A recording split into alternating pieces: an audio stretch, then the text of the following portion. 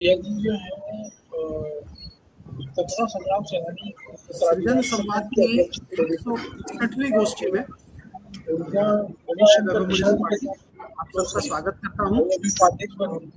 उनके कार्यक्रम में जो है आज की गोष्ठी, जैसा कि आप सबको हमने अपने संचार माध्यमों से पहले भी सूचित किया था कि आज की गोष्ठी घुमक्कड़ी की बातों पर होगी। थोड़ा सा पहले मैं अपने दर्शकों से ये कहना चाहूँगा कि यहाँ मंच पे बहुत सारे साहित्यकार दिख रहे हैं और बात हो रही है घुमक्कड़ी की।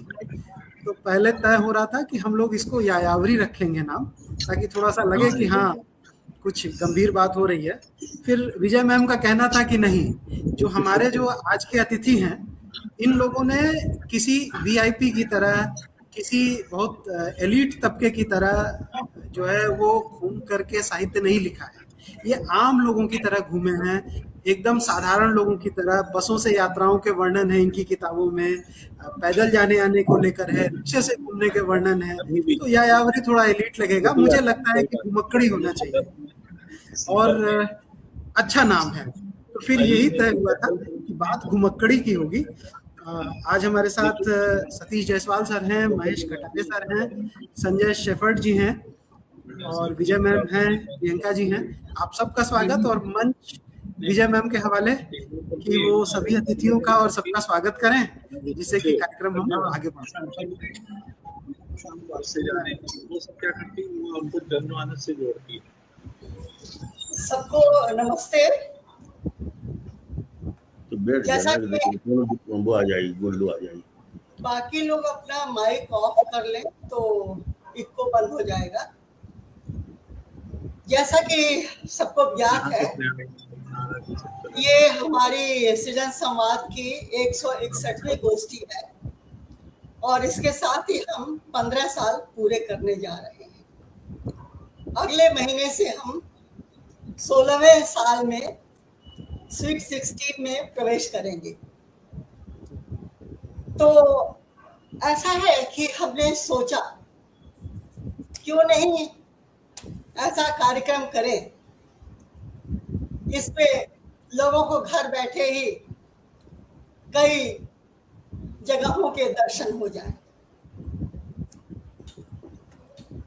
बहुत पहले मैंने राहुल सांकृत्यायन की पुस्तकें पढ़ी थी और उनके घुमक्कड़ व्यक्तित्व के प्रति मेरा एक विशेष आकर्षण रहा है।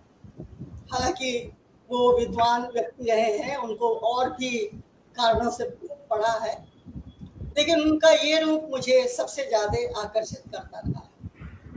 कारण शायद ये है कि हर आदमी के अंदर घूमने की एक प्रवृत्ति होती है। ये दीगर है कि बहुत से लोग परिस्थितिवश घूमना नहीं कर पाते हैं। मेरे बाबा ने एक बात कही थी, बाबा मैंने पिताजी के पिताजी, बाबा ने एक बात कही थी और उनकी बात मान करके बहुत पहले ही मैंने उत्तर काशी गंगोत्री की यात्रा उत्तर में कर ली और दक्षिण में भी बंगाल की खाड़ी और अरब सागर तक घूम आई। उन्होंने क्या कहा था मैं बताती हूँ। और कई और स्थान भी घूम घूम कर मैंने देख लिए। स्टूडेंट को लेकर के जब जाती थी तो 2 या 3 दिन का या 10 दिन का भी प्रोग्राम होता था, तो हम बहुत सारी जगह की बस धैया छू करके आ जाते थे। उसको असल में स्थानों को घूमना महसूसना नहीं कह सकते हैं, लेकिन हाँ कुछ मेरा सौभाग्य रहा कि भारत के भीतर ही कई प्रदेशों को, कई स्थानों को देखने का अवसर मिला। मेरे बाबा ने कहा था कि अगर घूमना है तो जवानी में घूम लो, क्योंकि बुढ़ापे में तो कभी कमर दर्द होगा, कभी घुटना दर्द होगा और घूमना शायद ही हो पाएगा। लेकिन आज हमारे साथ एक ऐसा व्यक्तित्व है जो 80 साल के ऊपर होने पर भी घूमते हैं और खूब घूमते हैं। उनके साथ जब मैंने पहली बार यात्रा की, कुछ यात्राएं करने का मुझको भी सौभाग्य मिला। जब पहली बार यात्रा की तो उनके यात्रा का जो संयोजन था उसको देखते हुए मुझे आगे की जानकी यात्राओं की याद आई और मैंने उनसे ये बात साझा की। तो उन्होंने बताया कि वो तो आगे के साथ ही घूम चुके हैं उन यात्राओं में, और तर्ज वही हो सकती है लेकिन अपनी एक अलग यात्रा वो करते हैं, आपसदारियां। मैं बात कर रही हूँ संजय जायसवाल जी की, जो इस उम्र में भी जब चलते हैं और वो लगातार चलते हैं तो सबसे आगे चलते हैं। ऐसा मैं इसलिए कह रही हूँ कि 2 बार, कम से कम 2 बार तो मुझे ऐसा मौका मिला है। एक बार सिकगंज जाने का और दूसरी बार आगुम्बे जाने का,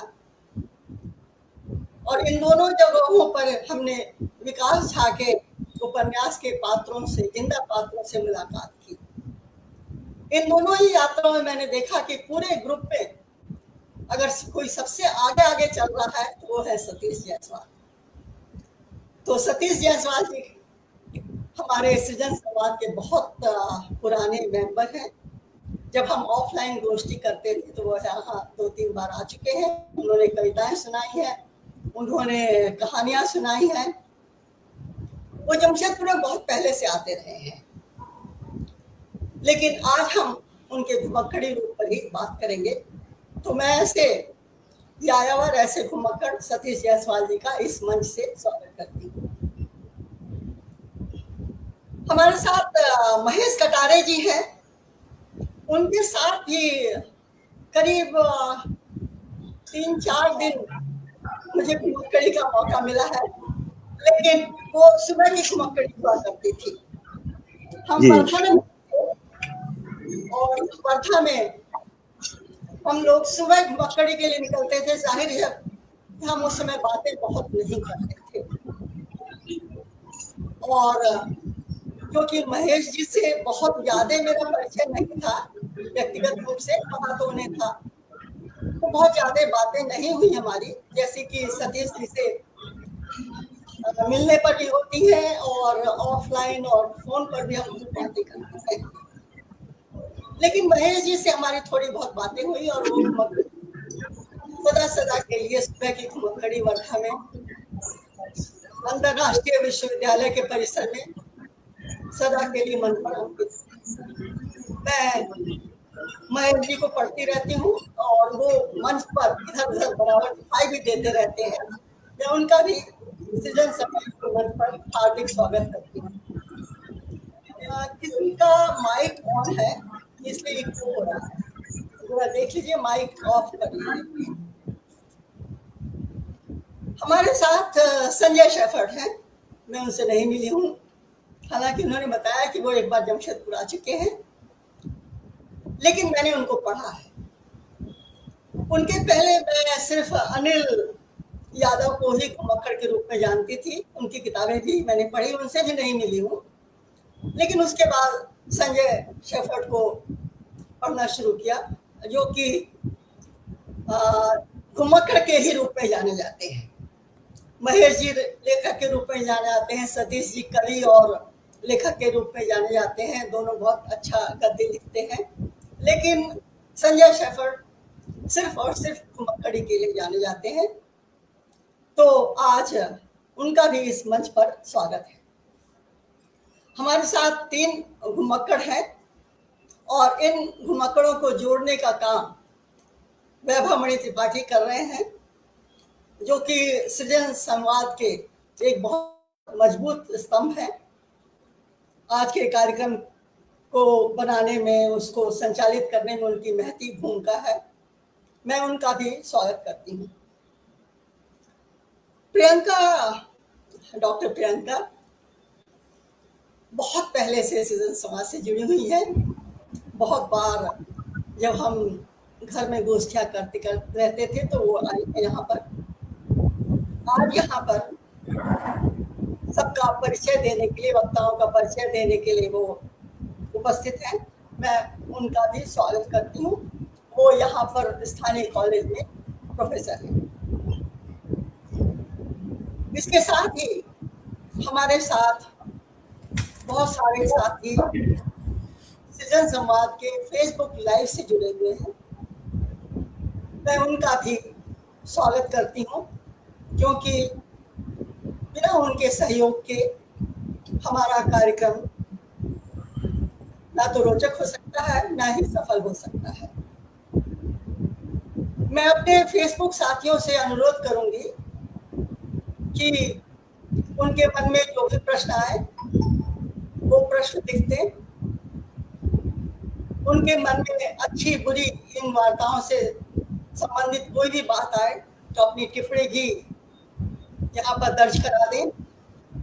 प्रश्नों के उत्तर देने का प्रयास किया जाएगा और उनकी टिप्पणियों को यहाँ पर दिखाया भी जाएगा।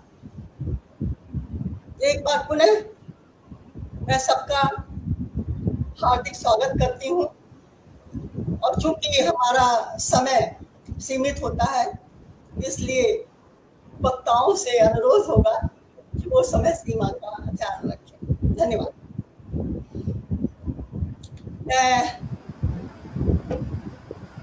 वैभव जी दिखाई दे रहे हैं? वैभव जी। जी मैम। आप प्रियंका को इनवाइट कर लीजिए। बिल्कुल। मैं अब डॉक्टर प्रियंका सिंह को आमंत्रित करूंगा कि वो हमारे अतिथियों का परिचय करवाएं, हमारे सभी जो दर्शक हैं उनसे, और फिर उसके बाद से हम लोग फिर सवाल जवाब की ओर आगे बढ़ें, जिससे कि कार्यक्रम आगे बढ़े। धन्यवाद वैभव मनी जी। हेलो जी, धन्यवाद वैभव जी और विजया मैम जी। सभी का आज इस मंच पर मैं स्वागत करती हूँ। घुमक्कड़ों की दुनिया में मैं सबसे पहले हमारे अतिथि वक्ता सतीश जायसवाल जी का स्वागत करती हूँ। सुविख्यात लेखक सतीश जायसवाल का जन्म 17 जून 1942 को छत्तीसगढ़ के बिलासपुर में हुआ। आपकी रचनाओं में मध्यवर्गीय जीवन, सामाजिक यथार्थ, मानवीय संवेदनाओं का जोड़ देखने को मिलता है। विविध चित्रण देखने को मिलता है। आपकी कहानी संग्रह जाने किस बंदरगाह पर, धूप ताप, कहां से कहां, नदी नहा रही थी, राजमार्ग क्रमांक, मिलकर ढूंढेंगे आदि कहानी संग्रह हिंदी कथा साहित्य को नई दृष्टि प्रदान करते हैं। बाल साहित्य पर केंद्रित रचनाओं में भले घर का लड़का, हाथियों का गुस्सा प्रमुख है। मोनोग्राफ के रूप में मायाराम सुरजन की पत्रकारिता और कील काटे कमन आपका महत्वपूर्ण संस्मरण है। आपने विभिन्न पत्र पत्रिकाओं में भी अपनी रचनाएं प्रकाशित की हैं, जिसमें धर्मयुग, सारिका, साप्ताहिक हिंदुस्तान, रविवार, वागार्ध, नई कहानी, हंस, नया ज्ञानोदय जैसी पत्रिकाएं प्रमुख रही हैं। छत्तीसगढ़ विधानसभा की त्रैमासिक शोध पत्रिका विधायन का संपादन भी आपने किया है। आपका साहित्यिक अवदान निर्विवाद रूप से महत्वपूर्ण है। आपके योगदान को मान्यता देते हुए आपको बनमाली कथा सम्मान, वसुंधरा सम्मान जैसे प्रतिष्ठित कई सम्मानों से सम्मानित किया गया है। आपका इस आभासी मंच पर पुनः स्वागत करती हूँ। हमारे दूसरे अतिथि वक्ता के रूप में मैं महेश कटारे जी का अभिवादन करती हूँ। आप समकालीन हिंदी साहित्य के महत्वपूर्ण हस्ताक्षर हैं। आपका जन्म 1948 में मध्य प्रदेश के ग्वालियर जिले में हुआ है। आपने कहानी, उपन्यास, यात्रा वृत्तांत और विविध विधाओं में अपनी लेखनी चलाई है। आपके प्रमुख कहानी संग्रहों में समरसेस है, इति कथा, अत कथा, पहरुआ, छिछिया भर छाछ, सात पान की हमेल आदि प्रमुख हैं। नाट्य साहित्य में महासमर का साक्षी, अंधेरे युगांत के, पंचरंगी जैसे नाटक आपकी सृजनात्मकता के उदाहरण हैं। इसके अतिरिक्त पहियों पर रात दिन आपका यात्रा वृत्तांत है, जबकि कामिनी काय कांतारे आपका चर्चित उपन्यास है। समय के साथ साथ नजर इधर उधर जैसी कृतियां भी आपकी वैचारिक और निबंधात्मक लेखन क्षमता को दर्शाती है। अब आपकी रचनाएं देश की प्रतिष्ठित पत्र पत्रिकाओं में प्रकाशित होती रही हैं। आपके साहित्यिक योगदान के लिए अनेक पुरस्कारों और सम्मानों से नवाजा गया है। रजा फाउंडेशन फेलोशिप, स्पंदन कथा शिखर सम्मान, श्रीलाल शुक्ल स्मृति सम्मान, कुसुमांजलि साहित्य सम्मान, ढिगरा फाउंडेशन का कथा सम्मान, कथाक्रम सम्मान, शमशेर सम्मान आदि अनेक सम्मान आपको सुशोभित करते हैं। आपका संबंध कला समूह जैसे बेले ग्रुप और प्रगतिशील लेखक संघ से भी रहा है, जो आपके सामाजिक सरोकार और सामाजिक प्रतिबद्धता को दर्शाते हैं। आपका भी इस आभासी मंच में स्वागत करती हूँ। हमारे तीसरे अतिथि वक्ता जो संजय सैफर्ट जी हैं, जो लेखक और घुमक्कर हैं। आपका जन्म उत्तर प्रदेश के गोरखपुर जिले में 8 अक्टूबर 1985 को हुआ। स्कूल के दौरान ही आपकी रुचि साहित्य में जागृत हुई, जो आज तक बनी हुई है।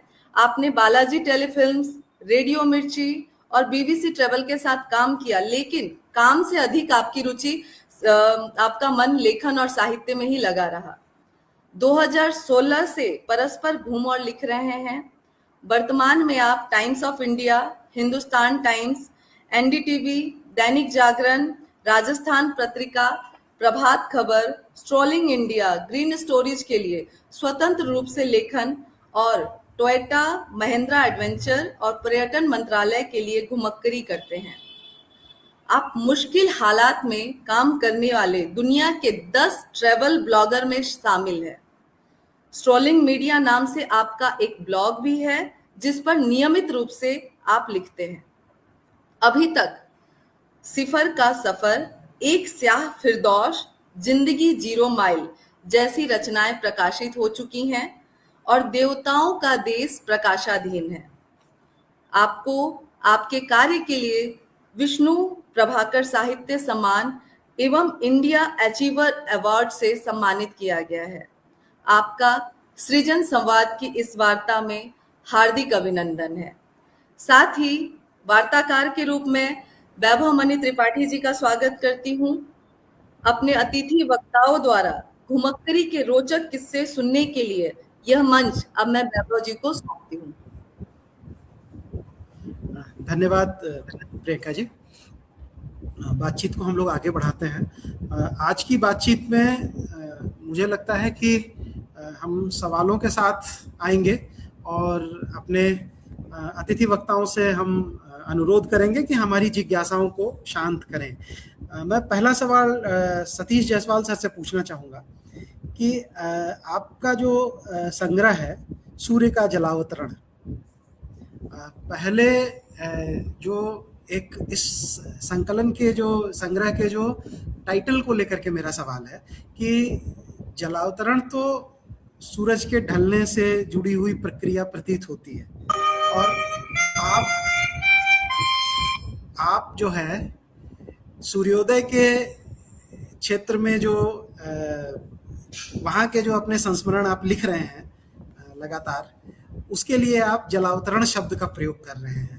तो ये ऐसा क्यों मन में विचार आया कि इस संग्रह का नाम सूर्य का जलावतरण दिया जाए?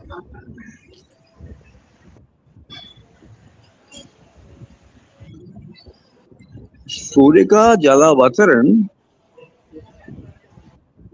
ये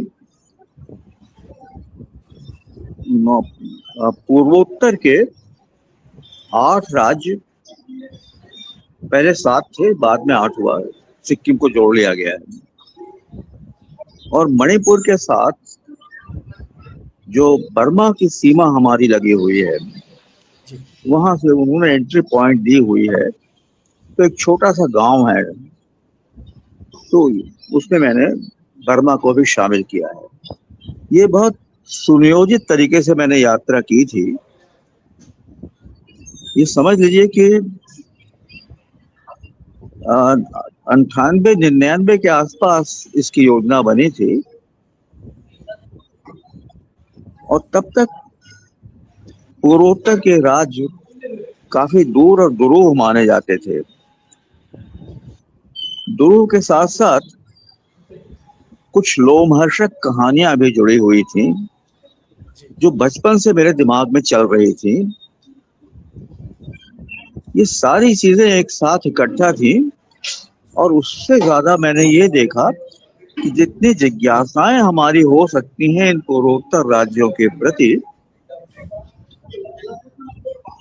उतना उपलब्ध साहित्य और उतनी उपलब्ध यात्राओं के विवरण हमारे पास नहीं है। तो एक योजना मेरे मन में आई कि इन 8 राज्यों के साथ एक यात्रा, विधिवत एक सुनियोजित यात्रा की जाए। तब तक मेरे दिमाग में ये नहीं था कि मैं लिखने वाला हूँ, और शायद ये भी बाद में बना कि इन 8 राज्यों पर लिखना है। नागालैंड से मेरी यात्रा शुरू हुई थी और बहुत अनायास तरीके से हो गई वो। नागालैंड की यात्रा के पहले तक एक बड़ा डरावना कोई क्षेत्र था जहां नरमुन्नों के शिकारी हुआ करते थे और वो उनके शौर्य का प्रतीक हुआ करता था, और वो हिंसक वृत्तियां और उनसे जुड़ी हुई कहानी अभी भी हमको नागालैंड में सुनाई पड़ती थी। उससे भी पहले अब मैं स्मृतियों में वापस जाना चाहूंगा आपके सवाल का जवाब देने के पहले। हमारे घर में सेवा दल की शायद राष्ट्रीय संयोजक थी सत्या बहन, वो आया करती थी और उनसे मैं सुना करता था। वो असम की अपनी यात्राओं के बारे में बताया करती थी। ये कितना लोमहर्षक है वो। उस समय तक ये सारा का सारा या तो नेफा था और या हमारी धारणाओं में कामरूप हुआ करता था, और हम तो 2 ही जादू जानते थे, बंगाल का काला जादू या कि फिर कामरूप का जादू। ये सारी चीजें बड़ी घुली मिली थी एक साथ, कि एक तरफ नरमुन्नों के शिकारी थे, एक तरफ से लोमहर्षक कहानियां थी, एक तरफ पूर्वोत्तर का बिल्कुल अलग थलग सा 8 राज्यों का समूह जहां हमारा आना जाना बहुत नहीं हुआ करता था, जहां विस्मय, चमत्कार और बहुत कुछ होगा जिसके बारे में हम कम जानते थे। तो जानने की जिज्ञासा तो थी मेरे मन में।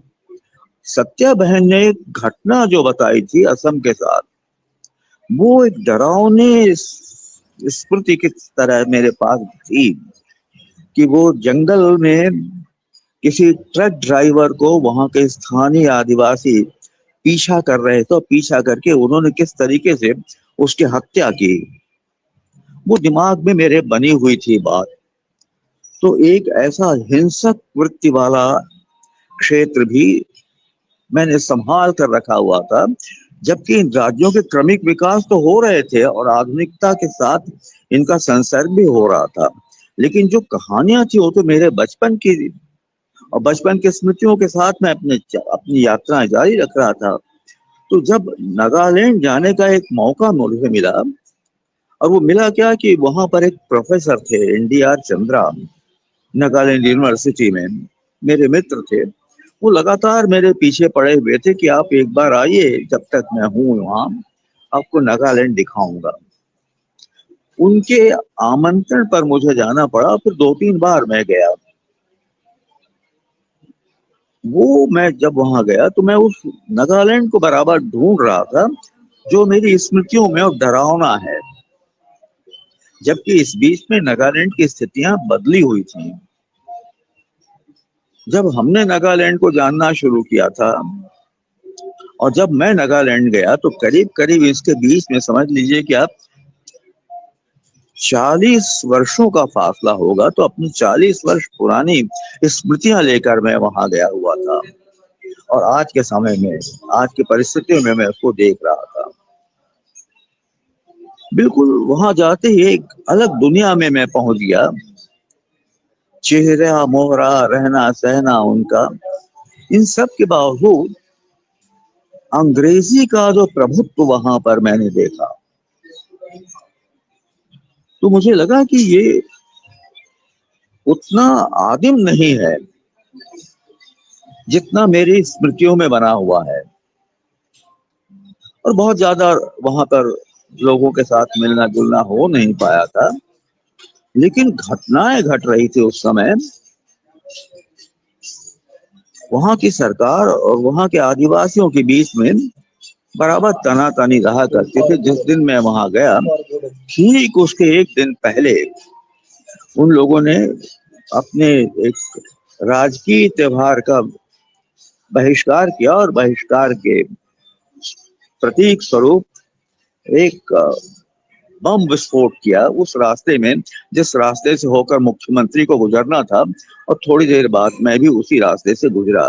तो ये समझ लीजिए कि नागालैंड का स्वागत था मेरे लिए, जो कि था तो मुख्यमंत्री के लिए, लेकिन मैं एक यात्री पहली बार जहां पहुंच रहा हूं तो आतंक के साए में मैं पहुंच रहा हूं। और वो तब पहुंच रहा हूं जब मेरे पास आतंक की कहानियां पहले से बनी हुई दिमाग में। बाद में तो खैर बहुत सी बातें हुई, लोगों से मिलना जुलना हुआ। मिलने जुलने में बहुत सरल सादे लोग हैं, मिलना चाहते हैं, बात करना चाहते हैं, लेकिन वहां तक पहुंचने का रास्ता बड़ा दुरूह है। ये जो ट्रेन जाती हैं, मैंने पहली यात्रा ट्रेन से की थी, कामरूप एक्सप्रेस, आखिरी जो उनका एंट्रिंग स्टेशन है दीमापुर है नागालैंड के लिए। वहां पर ये कामरूप एक्सप्रेस आधी रात में पहुंचती है। और मेरे मित्र ने, जो मेरे होस्ट भी हैं, उन्होंने बार बार ताकीद की कि चाहे कुछ भी हो, आपको रेलवे स्टेशन से बाहर नहीं निकलना है, रात में आपको रेलवे स्टेशन पर ही रुकना है। अब वो छोटा सा रेलवे स्टेशन था उस समय, शायद बड़ा हो गया होगा। रिटायरिंग रूम में कुछ गिने चुने कमरे थे, तो लगभग मैंने दौड़ लगाकर बुकिंग की। पहले ऑनलाइन तो था नहीं जैसा इन दिनों होता है। किसी तरीके से मुझे कमरा मिल गया। अब जैसे ही वो कमरे पूरे हुए, वो अटेंडेंट कोई महिला थी, उसने दरवाजे में ताला लगा दिया और हम लोग रात के लिए वहां कैद हो गए। उसने बताया कि चाहे कुछ भी हो, आप लोग रात में दरवाजा नहीं खोलेंगे। अब ये देखिए कि एक बिल्कुल अनजान व्यक्ति, मैं अकेला अनजान जगह पर पहुंचा हुआ हूं, और ये स्थितियां हैं। खैर कोई बात नहीं कि सुबह तो होगी ही और मैं कोहिमा के लिए निकल जाऊंगा। लेकिन फिर एक दिक्कत है कि तब इनर लाइन परमिट की जरूरत पड़ा करती थी, जो आज भी पड़ती है, कि हम जो बाहरी लोग वहां जा रहे हैं, हमको इनर लाइन परमिट चाहिए। और वो इनर लाइन परमिट हासिल करना भी एक अपने आप में बड़ा मशक्कत का काम था।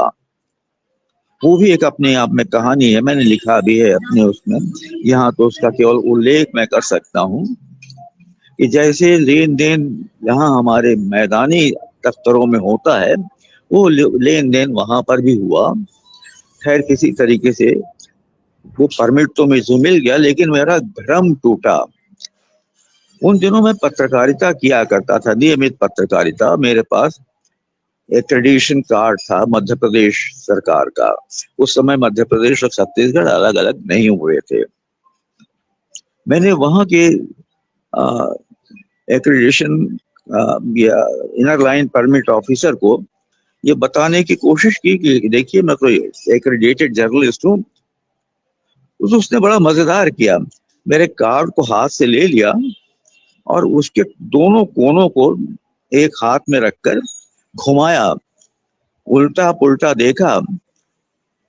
उसको कुछ समझ में नहीं आ रहा था। ये मुझे बाद में समझ आया कि मेरा जो एक्रेडिटेशन कार्ड है वो हिंदी में है, और वो जो ऑफिसर हिंदी जानता ही नहीं है, तो उसके लिए उस कार्ड का कोई मतलब नहीं था। जैसा बाकी आवेदक थे, मैं भी एक आवेदक था। किसी तरीके से मिला, लेकिन इधर एक दबाव मेरे ऊपर बना हुआ था। प्रोफेसर चंद्रा बराबर मुझे कह रहे थे कि आप किसी भी तरीके से कोशिश करके 5 बजे के पहले तक कोहिमा पहुंच जाइए। किसी तरीके से कार्ड भी मिला, इनर लाइन परमिट मिली और टैक्सी लेकर मैं लगभग 4 बजे कोहिमा पहुंच गया। पूर्वोत्तर के राज्य बिल्कुल पूर्व के बिल्कुल नजदीक हैं, इसलिए वहां शाम बहुत जल्दी होती है। 4 बजे अंधेरा पड़ चुका था और 5 बजे वहां बिजलियां जल चुकी थी। और पूरे उसमें जहां मैं रुका था, उतरा था बस स्टैंड पे, टैक्सी स्टैंड पर, अकेला मैं और कोई नहीं वहां। बस ये था कि जो एक दृश्य मेरे सामने, ये सैनिक, सेना के जवान गश्त कर रहे हैं। ये देखिए बिल्कुल दहला देने वाला अनुभव कि मैं तो सिविलियन सीन का अभ्यस्त आदमी, और जहां मैं उतर रहा हूँ देख रहा हूँ कि वहां तो सारे सैनिक हैं, लंबे लंबे बरान कोट पहनकर, राइफल वगैरह रखकर गश्ती कर रहे हैं। और मेरे मित्र ने बताया था कि आप वहां वेट कीजिएगा, मैं वहां से आकर आपको रिसीव कर लूंगा। उनके आने में थोड़ी देर हुई, मेरे पहुंचने में शायद जल्दी हुई। थोड़ी देर तक मुझे अकेले देखते रहे वो पुलिस के, सेना के सिपाही, और मेरे पास आए कि देखिए यहाँ पर बहुत देर आपका अकेले खड़ा होना ठीक नहीं है, कुछ भी हो सकता है।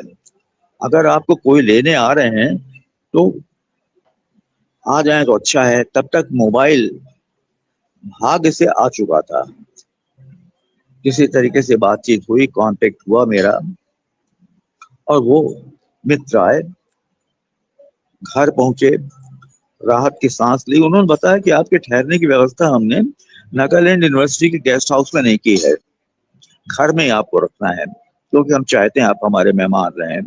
ये तो बाद में बताया उन्होंने कि वो बड़ा सुरक्षित नहीं है।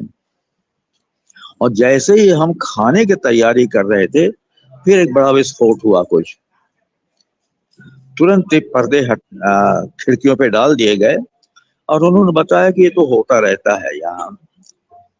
वो लगभग समझ लीजिए कि दिसंबर का तीसरे हफ्ते का समय था, क्रिसमस के आसपास का। पहले मुझे लगा था कि शायद ये उत्सव हो रहा होगा,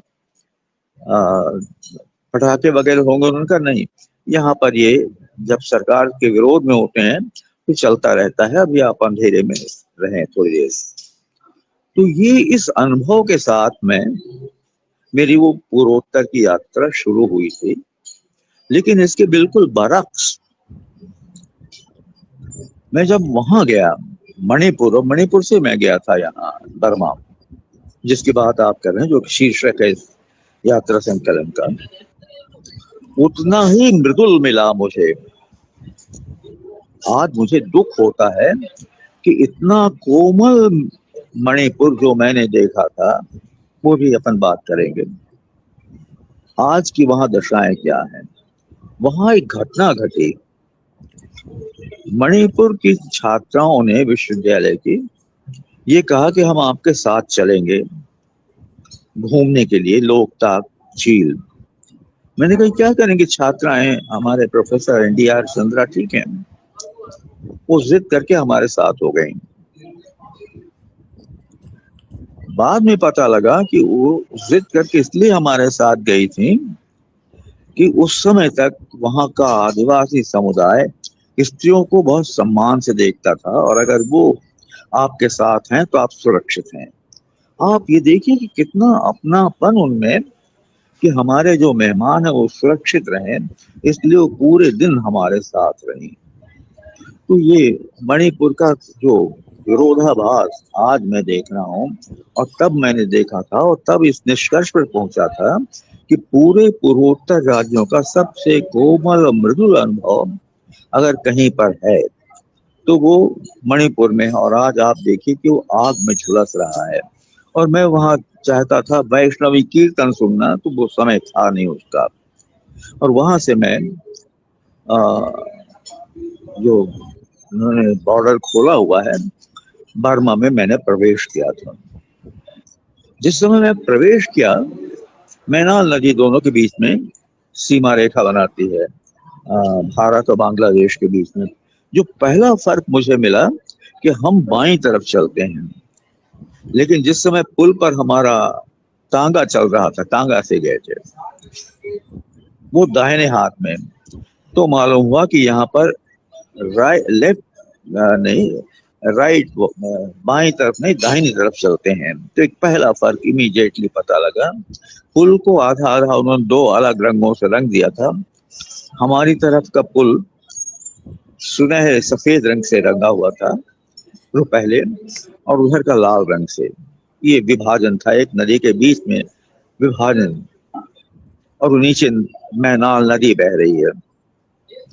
उस समय सूर्यास्त का समय हो रहा था और मैनाल नदी के जल पर सूर्य कुछ इस तरीके से चमक रहा था, उतर रहा था, जैसे सूर्य स्नान करने जा रहा है, वहां पर उतरा हुआ है। तो उसका शीर्षक बना सूर्य का जलावतरण।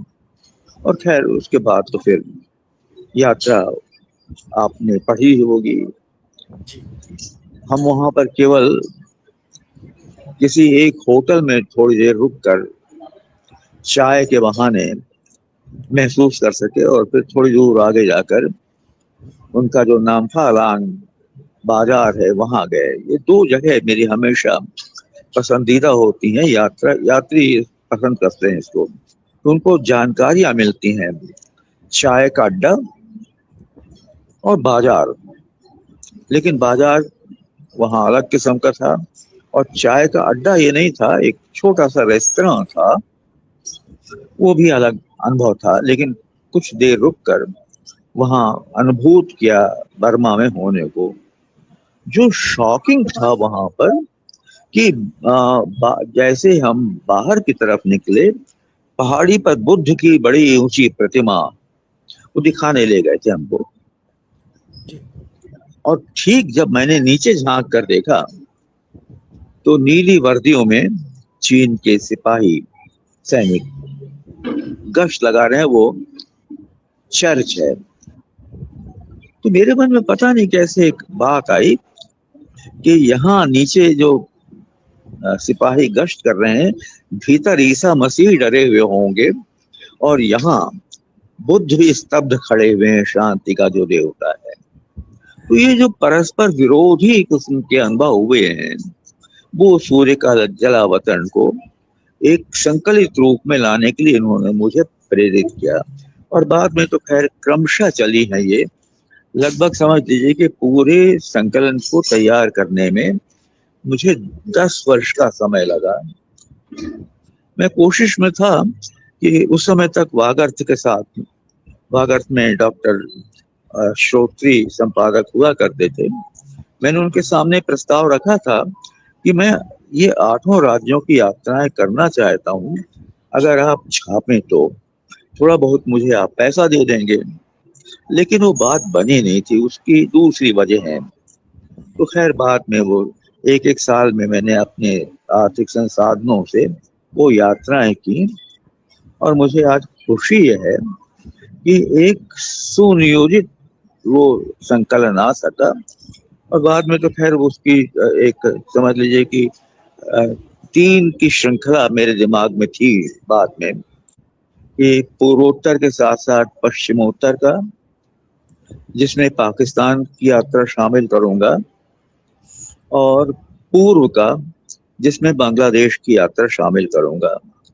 तो खैर बांग्लादेश तो अब जाने लायक बचा नहीं, पाकिस्तान की यात्रा मैंने कर ली थी, लेकिन अब वो लिखने का समय मिल नहीं पाया, कुछ मेरा स्वास्थ्य साथ नहीं दे पाया, और प्राथमिकताएं घूमने पर ज्यादा आती रही, लिखने पर कम आती रही, तो वो चीजें अटकी हुई हैं। तो सूर्य का जलावतरण संक्षेप में क्या, विस्तार में ये उसका है आपका जवाब।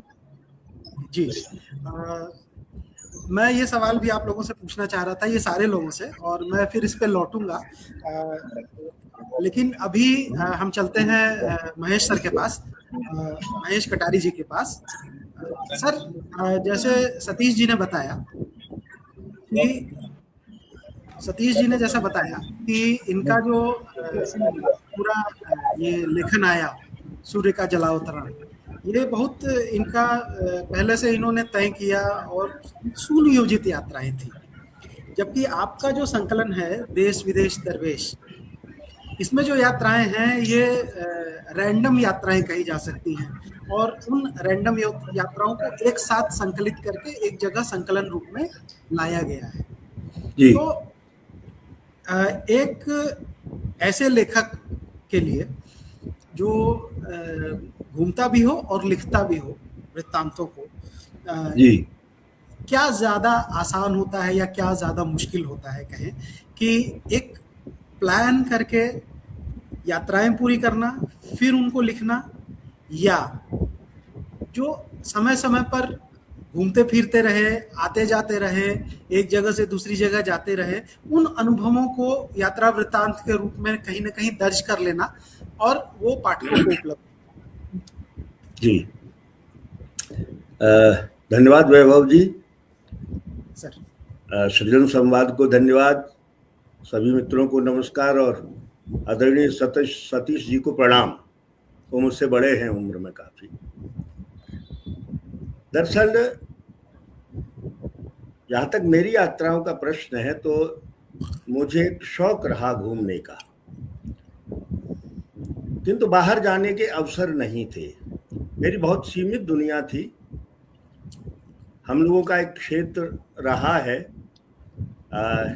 आप लोगों ने सुना होगा भिंड मुरैना का क्षेत्र जी। तो हमारा एक छोटी सी दुनिया लोगों की हमारे बीच में होती थी और ग्वालियर भी हम लोगों के लिए विदेश जैसा होता था। खैर पढ़ने लिखने का शौक हुआ तो लगा कि कुछ करना चाहिए, देश को देखना चाहिए। देश के बाहर की तो हम सोचते ही नहीं थे। तो फिर मेरी जो ज्यादातर यात्राएं हैं वो बिल्कुल पहले से आयोजित यात्राएं उनमें नहीं रही हैं। समय पर जो भी जैसा भी हो गया वो उस तरह से मेरी यात्रा हो जाती थी। आपको मैं बताना चाहूंगा कि मेरी सारी यात्राएं या तो लेखन के सिलसिले में हुई हैं या फिर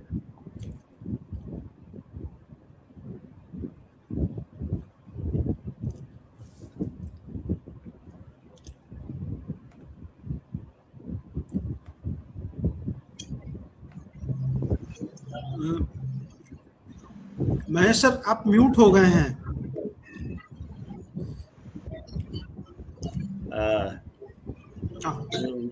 दूसरे जो एक बात मॉरिशस जाने की थी तो पता नहीं कि राजधानियों में बैठ करके क्या होता है। पहले तो कहते हैं कि अपने कागज तैयार करवा लीजिए और फिर पता चलता है आप भागदौड़ करते हैं, उसके बाद पता चलता है कि नहीं नहीं नहीं वो आपका नाम नहीं जा पा रहा है।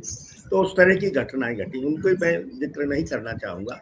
मेरी ज़्यादातर यात्राएं लेखन से संबंधित रही। मेरी सबसे पहले ही जो यात्रा थी, बड़ी यात्रा थी, वो एक बार मैं हंस कार्यालय में बैठा था और उस समय पे हमारे इलाके में, हमारे क्षेत्र में आप सब लोगों ने फूलन देवी का नाम सुना होगा जी। हाँ, तो फूलन देवी का बड़ी चर्चाएं थी और वो उस समय सांसद बन चुकी थी फूलन देवी जी। हंस कार्यालय में बैठा था और राजेंद्र जी फूलन के बड़े प्रशंसक थे। तो उन्होंने कहा कि फूलन के ऊपर महेश तुम कोई उपन्यास लिखो। तो मैंने कहा कि साहब अच्छा, मैंने कहा कोशिश करता हूँ।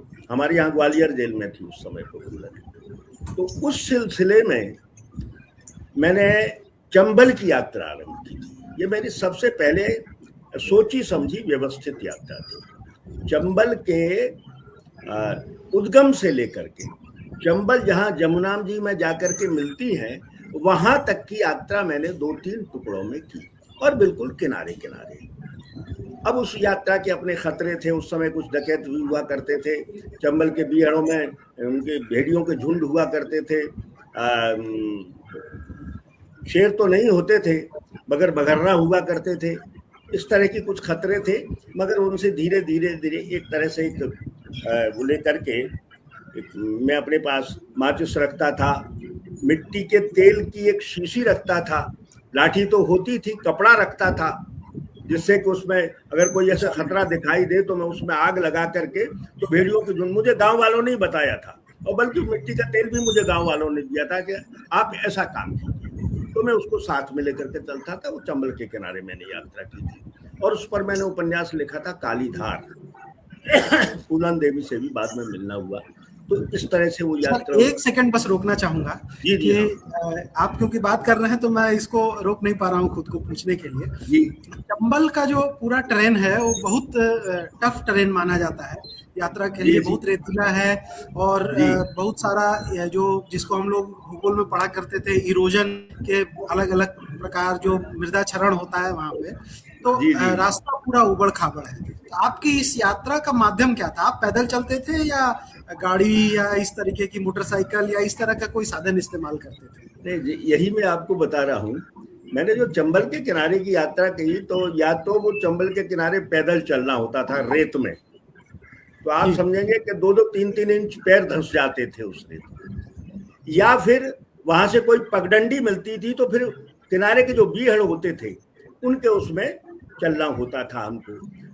अकेला था मैं, एक थैले में मेरे में कुछ बिस्कुट थी, उन दिनों सिगरेट पीता था तो 5-6 पैकेट सिगरेट रखता था, माचिस तो रखनी ही होती थी। और जिस गांव में या जहां भी रात को नहीं चल सकते थे वहां पे, ऐसा लगता था कि अब शाम हो गई है, आगे गांव तक नहीं पहुंचते, तो उसी गांव में मैं ठहर जाता था। और आश्चर्य की बात आप ये मानेंगे कि मुझे कभी किसी गांव में भूखा नहीं सोना पड़ा। चाय की मुझे सब जरूर समस्या रहती थी, वहां पे लोग चाय नहीं पीते थे, मगर मुझे कहीं भूखा नहीं सोना पड़ा, ना दोपहर भूखा रहा न शाम के समय भूखा रहा। तो इस तरह से पहली यात्रा तो हुई। दूसरा, जिस उपन्यास का आपने नाम लिया कामिनी काय कांतारी, तो वो भर्तृहरि के ऊपर उपन्यास है। अब भर्तृहरि का जो यात्रा विस्तार है वो यहाँ से उज्जैनी से लेकर के, और जिस कामरूप का जिक्र किया है सतीश जी ने, उस कामरूप तक फैला हुआ है। उनकी जो भेंट पहली भेंट होती है वो आसाम में जो ये अपनी कामाख्या देवी है, वहां उनकी गोरखनाथ से भेंट मानी जाती है, एक किंवदंती है उसकी। तो मैंने वहां तक की यात्रा की थी। उसके साथ में खंड यात्राएं थी। जब भी मेरे पास 8-10 हजार रुपए हो जाते थे, मैं अपने उस हिसाब से चल देता था। उज्जैन में 4-5 बार जाना पड़ा मुझे निश्चय ही। फिर राजस्थान गया मैं, फिर ये लगा कि उनकी एक बहन उसमें थी, पाल वंश के थे बंगाल के, उनकी बहन उनके यहाँ थी, तो मैं फिर बंगाल की यात्रा मैंने की। फिर एक टुकड़े में मैंने आसाम की यात्रा की, कामाख्या की। तो इस तरह से यात्राएं उसमें चलती रही, और वो उसमें अनुभव भी होते थे, और वो, मगर उन यात्राओं को मैंने दर्ज नहीं किया। पहला जो मेरा था वो मेरी तीर्थ यात्रा थी, तो पहली उस यात्रा को मैंने दर्ज किया। हमारे गांव के लोग जाते थे, गांव के लोग जाते थे, अब भी जाते हैं, अब कम जाते हैं, अब तो बहुत साधन हो गए हैं तो अपने अकेले भी जाते हैं। पहले गांव के पहुआ बोलते थे उनको, 30-30, 40-40 लोग एक साथ इकट्ठे होकर के तीर्थ यात्रा के लिए निकलते थे। तो हमारे गांव से भी लोग गए थे, पड़ोस के गांव से भी लोग गए थे, तो मैं उनके साथ में, मैं, पत्नी और मेरी एक भतीजी थी, उसको लेकर के हम पहाड़ों की यात्रा पर गए थे। 4 धाम यात्रा उधर भी बोलते हैं, बद्रीनाथ, केदारनाथ वगैरह वगैरह। तो उसके पे मैंने किताब उसमें लिखा था एक अंश, देवलोक में 13 दिन। पहाड़ों को वो देवलोक कहते हैं, तो मैंने 13 दिन में वो यात्रा पूरी हुई थी, तो मैंने लिखा था देवलोक में 13 दिन। फिर दूसरा उसका जो खंड था वो दक्षिण भारत का और पूर्व का और ये सब खंड था। उसको क्योंकि हमने बस से यात्रा की थी और 35 दिन की यात्रा थी लगातार बस में रहते हुए, तो उसका नाम दिया था मैंने पहियों पर रात दिन। इस तरह से वो दूसरी यात्रा हुई। तीसरा जो आज जिसका जिक्र आपने किया ही है, वो एक है देश विदेश दरवेश। तो उसमें मेरी अमरनाथ की यात्रा, गंगा सागर की यात्रा, और संयोग से मुझे जो ढींगरा फाउंडेशन का जो सम्मान मिलना था वो टोरंटो में मिलना था, तो वहाँ की एक विदेश यात्रा वहाँ से हुई, तो उनका जिक्र है। बाकी सारी मेरी जो यात्राएं हैं, जैसे मेरा दूसरा उपन्यास भवभूति के ऊपर था, तो भवभूति के लिए भी मुझे बहुत दूर तक यात्राएं करनी पड़ी। एक तो उनकी खोज के लिए ही मुझे महाराष्ट्र में 2-3 जगह पर घूमना पड़ा। अमरावती गया, फिर जहां उनका जन्म हुआ है चंद्रपुर के पास में, वहां पहुंचा। वहां पता चला कि एक गांव है, वहां पे कुछ मूर्तियां वगैरह मिली हैं। अब उस गांव में पुलिस ने जाने की अनुमति नहीं दी। उन्होंने कहा कि वो कुलियरी इलाका है और वहां पे बहुत खतरनाक किस्म के लोग रहते हैं जिनको नक्सलवादी हम कहते हैं, तो उनसे मुठभेड़ें चलती रहती हैं, तो वहां नहीं जाने दिया। तो उस तरह से भवभूति के संदर्भ में मुझे यात्राएं करनी पड़ी। फिर उसमें भी राजस्थान गया, किंतु इन सब का जिक्र मैंने कोई विधिवत नहीं किया है। इन सब के माध्यम से मैंने उसको उपन्यास में उनको जरूर वो जो अनुभव मुझे हुए, जो मैंने देखा। और तीसरा जो उपन्यास मेरा था जो अभी आया है आलखंड के ऊपर है, आत्महंता अध्याय, तो उसमें मुझे यात्राएं करनी पड़ी। मैं महोबा गया, मैं कालिंजर गया, वहां देखा। वहां रात को खंडहरों में मुझे मेरी आदत है, मुझे खंडहर बहुत अच्छे लगते हैं। पता नहीं रात को खंडहरों में यात्राएं करता हूँ। कई मित्र जी कहते हैं बहुत खतरा है, मगर मैं चला जाता हूँ रात के समय पे। और वहां पे आप आश्चर्य करेंगे, सतीश जी शायद हंसे और जानते भी होंगे इस बात को कि खंडहर रात को ही बातचीत करते हैं। आप खंडहरों की बातें सुनिए कभी जाकर के, बिना डरे। तो उस तरह से मेरी लेखन के संदर्भ में कुछ यात्राएं हुई।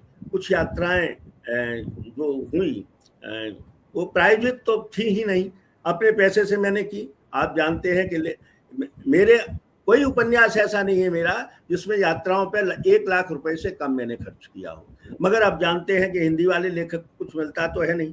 रॉयल्टी मिल जाए, मिलती जरूर है, मगर कभी 20,000 मिल गई, कभी 10,000 मिल गई, कभी 6,000 मिल गई। तो अब उनसे ये सब काम चलता नहीं है। हिंदी के लेखक के लिए बड़ा मुश्किल है। मैं अब तो चूंकि बुढ़ापा आ गया तो अब दिक्कत होती है, क्योंकि इसलिए तो कहा है ना, गोमक्कड़ की बात हुई थी तो उन्होंने गोमक्कड़ तो राहुल जी ने लिखा ही है गोमक्कड़ शास्त्र, उनमें उन्होंने एक बहुत महत्वपूर्ण कहा है, एक शेर कहा लिखा है। शेर तो दूसरे का है किसी का, उन्होंने उसको लिखा है कि सैर कर दुनिया की गाफिल जिंदगानी फिर कहाँ, जिंदगानी भी मिले तो नौजवानी फिर कहाँ। तो हमारी नौजवानी पीछे छूट गई, तो अब जो घूमना भी पीछे छूट गया। अब दिक्कत होती है, फिर भी किसी काम के लिए जाना पड़ता है। एक बात और मैं कहना चाहूंगा, बिल्कुल जो भी घूमने के शौकीन है, बाकी तो संजय जी आपको बताएंगे, वो स्वयं अनुभव करते हैं, सारी चीजों को देखते हैं, उनका तो पूरा काम ही इसके ऊपर है, तो वो जानते हैं। मगर हमारे यहाँ यात्राओं का बहुत महत्व है। हमारे यहाँ बहुत प्रसिद्ध घुमक्कड़ आदमी हुआ है हमारे शास्त्रों में। हालांकि हमारे प्रगतिशील मित्र शास्त्रों के नाम पे नाराज होते हैं, मैं भी प्रगतिशील हूँ वैसे, तो उसमें सबसे घुमक्कड़ आदमी जो हमारे शास्त्रों में पाया जाता है नारद जी है। दुनिया का ख्याल रखते हैं, घूमते ही रहते हैं, आकाश से लेकर के पाताल तक घूमते ही रहते हैं।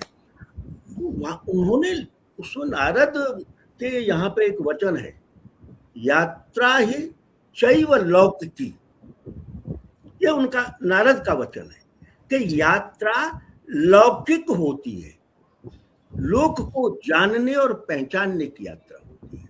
अगर आप लोक को जानना और पहचानना नहीं चाहते तो वो यात्रा नहीं होती है। अब हमारे यहाँ क्या है कि टूरिज्म है, टूरिज्म और यात्रा, इन दोनों में बहुत बड़ा अंतर है। टूरिज्म जो है, जिसको हम हमारे यहाँ उसको नाम दिया गया है विहार, टूरिज्म विहार को कहते हैं हमारे यहाँ, जिसमें मनोरंजन होता है, मनोविनोद होता है, सुविधाएं होती हैं। इसका सतीश जी ने जिक्र किया था कि सुविधाओं की कितनी नहीं थी, वो सब उसमें वो टूरिज्म होता है। और एक होती है यात्रा, यात्रा जिसमें आप धीरे धीरे अपने साधनों से सबके बीच में रहते हुए सफर करते हैं, वो लौकिकी यात्रा होती है। इसके भी 2 विधान हैं। इसमें कहा गया है हमारे यहाँ के एक यात्रा होती है विहंग यात्रा, एक यात्रा होती है पिपीलिका यात्रा। पिपीलिका यानी चींटी, चींटी कुछ दूर चलती है, फिर देखती है आसपास, सूंघती है, चलती है, फिर चलती है, फिर चलती है, फिर चलती है। इस तरह से चींटी की यात्रा होती है। तो वो सारी आसपास की जो चीजें हैं हमारी जो संस्कृति है वो उस स्थान की, स्थान विशेष की जो संस्कृति है, जो बोली है, वहाँ के लोगों के जो चलन है, जो रीतियां हैं, जो परंपराएं हैं, उनको लेकर, उनको सब आत्मसात करते हुए, छूते हुए, ग्रहण करते हुए थोड़ा थोड़ा, उसमें से जो यात्रा होती है उसको हमारे यहाँ यात्रा कहा जाता है। और टूरिज्म तो है, व्यंगावलोकन है। मैंने कहा ना, व्यंग यात्रा। व्यंग में तो पक्षी बहुत ऊपर से देखता हुआ चलता है, एक क्षण भर के लिए नदी आ गई, फिर वो अगले क्षण में पहाड़ के ऊपर है, फिर किसी घाटी के ऊपर से गुजर गया, तो वहां पर वो देख तो लेता है क्या, हाँ साहब, एक पूरा कैनवास उसने, लंबा चौड़ा कैनवास उसने अपने दिमाग में बना लिया कि ये यहाँ पे ये था, यहाँ पे पेड़ था, मगर पेड़ था तो हरियाली तो दिख रही है उसको, मगर पेड़ पेड़ का किस किस चीज के थे, या पेड़ों के नीचे जमीन पर क्या था, ये उसमें सुराई उनको उसको महसूस नहीं कर पाता है।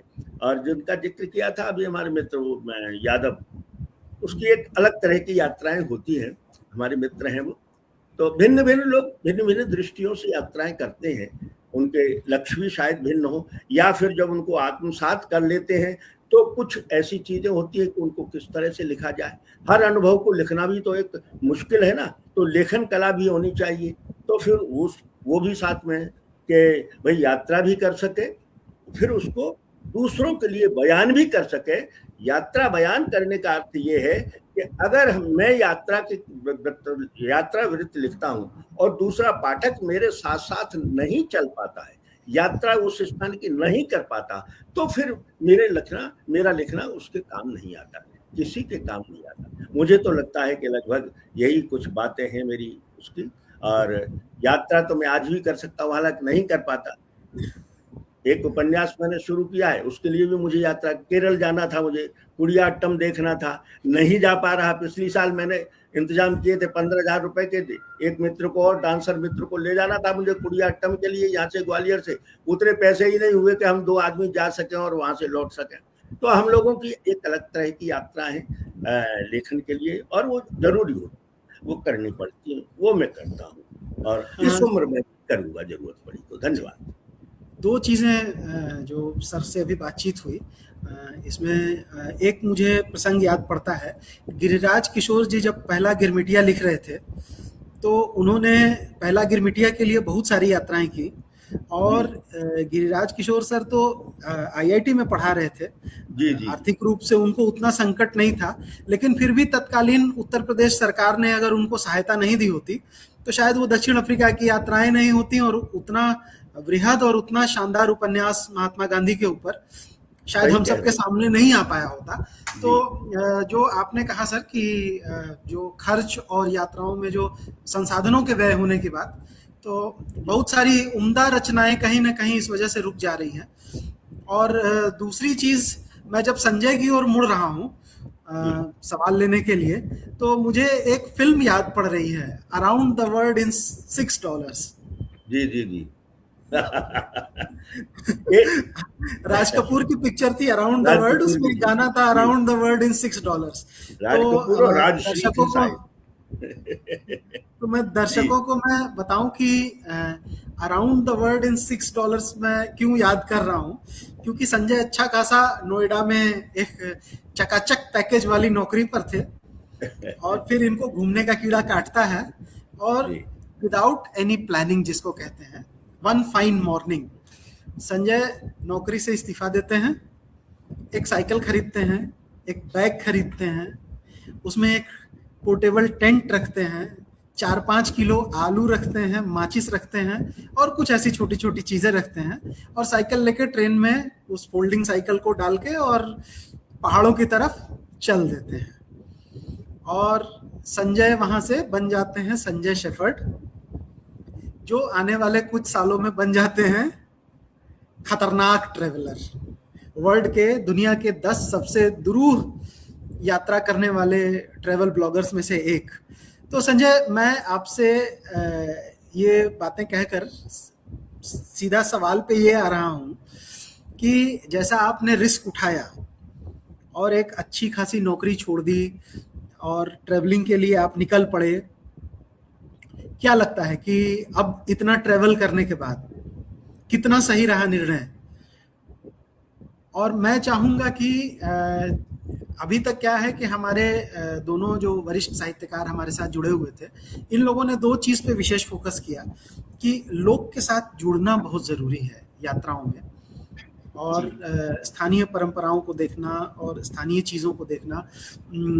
सतीश सर वो म्यांमार में, आज के म्यांमार में तब के बर्मा में उस चाय पीने की जो बात करते हैं, या नरमुंडों के शिकार की जो बात होती है, तो वहाँ से चाहे महेश सर के पैदल चंबल के बीड़ों को पार करने की बात होती है।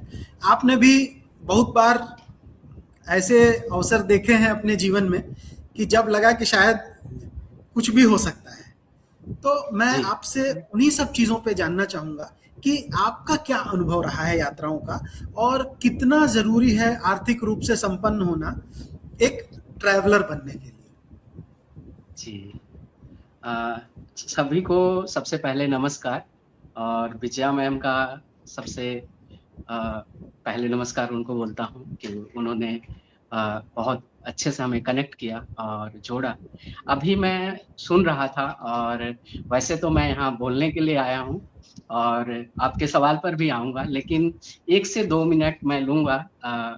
सबसे पहले जो अभी सर सतीश जायसवाल सर और महेश कटारे जी दोनों लोग बात कर रहे थे, तो मैं बोलने से ज़्यादा सुनने पर मेरा ध्यान चला गया, क्योंकि जो यात्राएं दोनों ही लोगों ने की वो इतनी मौलिक हैं कि मैं भाव विभोर हूँ सुन के कि इतनी मौलिक और इतने धरातल से जुड़ी हुई यात्राएं भी होती हैं।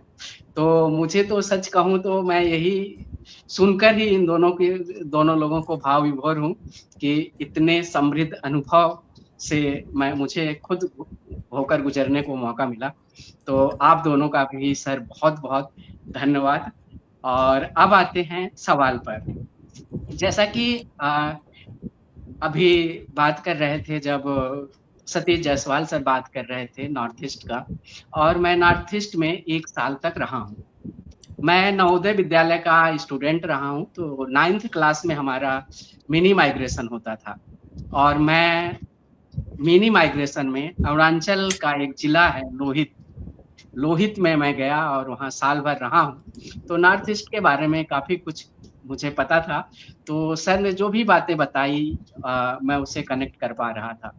और अभी महेश कटारे सर जी बात कर रहे थे चंबल के जो अनुभव थे, उस वहाँ की जो विहड़ता के और वहाँ की जो भौगोलिक संरचना की बातें थी, वो सब से भी मैं बहुत अच्छे से कनेक्ट कर पा रहा था। मुझे 2 चीज़ें काफ़ी समझ में आई दोनों लोगों को सुन के, कि काफ़ी कुछ सर ने बता दिया है, पर एक समय का बहुत बड़ा अंतर आया है मेरे अनुभव में और आप दोनों के अनुभव में। हालांकि जो मौलिक चीजें हैं सारी हम आप लोगों से ही सीखते आए हैं, और जो हमारे बड़े बड़े घुमक्कड़ हुए हैं उनसे सीखते आए हैं, लेकिन अभी थोड़ी सी परिस्थितियां बदल गई हैं। जैसे मैं पहले जब आप लोग यात्रा करते थे तो एक संसाधनों का अभाव था, लेकिन उद्देश्य बहुत ही स्पष्ट थे। अभी आके संसाधनों का अभाव बिल्कुल भी नहीं रहा, संसाधन भरपूर हैं, लेकिन यात्राएं उद्देश्यहीन हो चुकी हैं। सभी लोग घूम रहे हैं, बहुत सारे आप देखोगे कि ऋषिकेश जैसी जगहें, मनाली जैसी जगहें, कसौल जैसी जगहें भरी पड़ी हुई हैं। लेकिन एक सवाल यहाँ पर बहुत ही आसानी से, बहुत ही सहज भाव से हमारे मन में आता है कि इन यात्राओं का उद्देश्य क्या है। इन यात्राओं का उद्देश्य कहीं ऐसा तो नहीं सिर्फ तस्वीरों और रील तक सिमट कर रह गया है, और उन्हीं सवालों का जवाब आप दोनों ने बहुत ही बेहतरीन तरीके से दिया। मेरी यात्रा दरअसल शुरू होती है मेरे बचपन से, और वो बचपन जो नेपाल के तराइन में बीता, और जहाँ पर मैं पैदा हुआ गोरखपुर नेपाल से बिल्कुल सटा हुआ क्षेत्र है। वहाँ पर मैं सेफर्ड कम्युनिटी से आता हूँ, गडेरिया जिसे बोलते हैं, और हम लोग अर्ध घुमंतु समुदाय कहलाते हैं। तो मेरे घर में तो नहीं, लेकिन मेरे आसपास जो गांव में बहुत सारे लोगों के पास भेड़ें थी। तो जब भेड़ों की पूरी रेवड़ एक साथ निकलती है, करीब 3-4 लोग अपनी रेवड़ लेकर निकलते हैं, तो वहाँ पर मौसम, हर मौसम से उनका पाला पड़ता है। और एक बार एक रेवड़ निकल गई तो 2-3 महीने तक वो घूमती रहती है, कभी कभी किसी ताल के किनारे, कभी किसी नदी के किनारे। और नेपाल का तराइन एरिया है, तो वहाँ पर घास के मैदान भी खूब बड़े-बड़े होते थे। तो अक्सर ये हुआ करता था कि मैं 1-2 दिन के लिए उस समय ज़्यादा नॉलेज तो था नहीं, घूमना है ऐसा कोई ख़्याल भी नहीं था। लेकिन वो चीज़ें अच्छी लगती थी कि मैं उन भेड़ों की रेवड़ के साथ मैं भी कभी-कभार निकल पड़ता था। और वो चीज़ मुझे इतनी पसंद आने लगी कि मैं 8 साल का हो गया, तब तक मैं स्कूल गया ही नहीं, स्कूल का मुँह भी नहीं देखा। लेकिन आस-पास का भी परिवेश बदल रहा था, लोग बदल रहे थे, समाज बदल रहा था, तो मेरे माँ-बाप को थोड़ी-सी चिंता हुई कि ये पढ़ेगा नहीं तो पीछे रह जाएगा। और मेरे मामा जी एक दिन आते हैं और मुझे अपने साथ लेकर अपने घर चले जाते हैं। वहाँ पर पढ़ाई-लिखाई का माहौल बहुत अच्छा था और उनके खुद 2-3 बच्चे थे, तो लोग अच्छे से स्कूल जाते थे, उनका ट्यूशन होता था। और मैं तो भेड़ों के पीछे घूमने वाला लड़का था। लेकिन वहाँ पर जाके मेरा एडमिशन करा दिया गया और मैं भी पढ़ाई-लिखाई में लग गया। तो पढ़ाई-लिखाई थोड़ी कम समझ में आ रही थी, लेकिन जो मैंने थोड़ा बहुत समय नदी, पहाड़ और प्रकृति के बीच बिताया था, उसकी वजह से मेरी जो अंडरस्टैंडिंग है, मेरे सोचने का जो दायरा है, बाकी बच्चों के हिसाब से थोड़ा ज़्यादा था। जिसका परिणाम ये हुआ कि मैं 5वीं क्लास में जो नवोदय विद्यालय का एग्ज़ाम होता है, उसको क्वालीफाई करके नवोदय विद्यालय पहुँच जाता हूँ। नवोदय विद्यालय में मेरी 7 साल तक पढ़ाई होती है। वहाँ से यही संभावना जताई जा रही थी कि लड़का डॉक्टर बनेगा, इंजीनियर बनेगा और मैंने बीडीएस में एडमिशन भी लिया। लेकिन कहीं न कहीं मन में ये था कि कुछ अलग तरह लिखना है, कहीं न कहीं 9th क्लास में मेरे मन में आ गया था कि लिखना है। लेकिन घूमने वाला तो शुरू में था, लेकिन बाद में लगा कि घुमक्कड़ी एक ऐसी चीज़ है जिसका सिर्फ़ सपना ही देखा जा सकता है, जो वास्तविकता में नहीं ढल सकती है। तो जैसा कि अभी वैभव मणि भैया ने बताया कि मेरा जो परिवेश था, जो नोएडा का, मुंबई का, जो मैं पढ़ लिख के इधर आया, तो यहाँ पर भी एक भारी भरकम कुछ सालों का स्ट्रगल रहा, 2-4 सालों का। और फिर मैं बीबीसी में चला जाता हूँ। बीबीसी में जाना एक सपना था, लेकिन दोबारा जब बीबीसी में मैं जाता हूँ और मुझे साउथ एशिया खासकर घूमने का मौका मिलता है, यूरोप जाने का मौका मिला। कुछ टाइम तक मैं ढाका में बांग्लादेश रहा। तो करीब 1.5-2 साल की नौकरी के बाद बीबीसी की मुझे समझ में आता है कि वो बच्चा जो 8 साल का था, वो कहीं न कहीं मेरे अंदर ज़िंदा है। और वो बच्चे की आवाज़ जो है धीरे-धीरे वो लाउड होती है, तेज़ होती जाती है और मुझे इस हद तक परेशान कर देती है कि मैं सोचता हूँ कि अपनी उस दुनिया में एक बार फिर से लौटूँ। मेरी इस दुनिया में भेड़ें तो नहीं थी, लेकिन शब्द थे। अब मैं भेड़ों का चरवाहा तो बचपन में जो था वो नहीं बन पाया, चाहे नहीं बन सकता था, लेकिन मुझे ये पता था कि मैं शब्दों का चरवाहा बन सकता हूँ। और वहाँ से ही मेरी पहली यात्रा, ये 2015 की बात है, शुरू होती है, जो कि 52 दिन की थी। ठीक वैसे ही किया, अपनी जो नौकरी थी, उसमें रिज़ाइन दिया और एक साइकिल खरीदी, टेंट लिया और 52 दिन तक हिमालय के अलग-अलग हिस्से में घूमता रहा। और वो यात्रा जो 52 दिन की यात्रा थी, मैंने उसमें 2 चीज़ें जो सबसे महत्वपूर्ण है, सीखी। पहली ये कि जो भी यात्रा है, वो आपको करने के बाद समझ में आती है। यात्रा जैसे लिखना, कोई चीज़ हम लिखते हैं, तो वो कैसा होगा लिख लेने के बाद समझ में आता है। वैसे ही घूमना भी अगर हम घर से नहीं निकलेंगे तो समझ में नहीं आता है। घर से निकलना इतना आसान नहीं था, नौकरी छोड़ना भी आसान नहीं था, लेकिन अंदर कुछ ऐसा था जो परेशान कर रहा था और मैं रास्ते को चुना और वो रास्ता थोड़ा-थोड़ा आगे बढ़ा, अलग-अलग तरह की चुनौतियाँ आईं। तो उसमें जो सबसे ख़ास बात थी वो ये थी कि वो बिना पैसे के यात्रा थी। जैसा कि आप अभी सर भी बता रहे थे कि महेश कटारिया सर जी बता रहे थे कटारे सर बता रहे थे कि अभाव, संसाधनों के अभाव में यात्राएँ नहीं हो पाती हैं। तो अब का समय इतना बदल चुका है कि आप इतने सारे संसाधन हो चुके हैं, इतने सारे माध्यम हो चुके हैं, इतने सारे घूमने के तरीके हो चुके हैं कि अब हम आप लोग जो अनुभव करते थे, उस अनुभूति को हासिल करने के लिए उन संसाधनों को पीछे छोड़कर आप जैसी यात्राओं की तरफ मुड़ रहे हैं। यही वजह थी कि मुझे लगा कि अगर मैं संसाधन लेके चलूँगा, अपना गाड़ी लेके चलूँगा, मोटर व्हीकल से अगर घूमूँगा, तो बहुत सारे अनुभवों से वंचित रह जाऊँगा। और जो अनुभव होते हैं, उनको वह लोगों से मिलने आते हैं, लोगों के घरों में जाकर आते हैं। ख़ासकर अगर आप घुमक्कड़ी करते हैं, अगर उस जगह पे लोगों से नहीं मिले, उनके किचन तक नहीं गए, तो आपकी यात्रा कहीं न कहीं अधूरी रह जाती है। ये बातें मेरे समझ में थी, लेकिन इतना आसान भी नहीं था बिना पैसे के घूमना।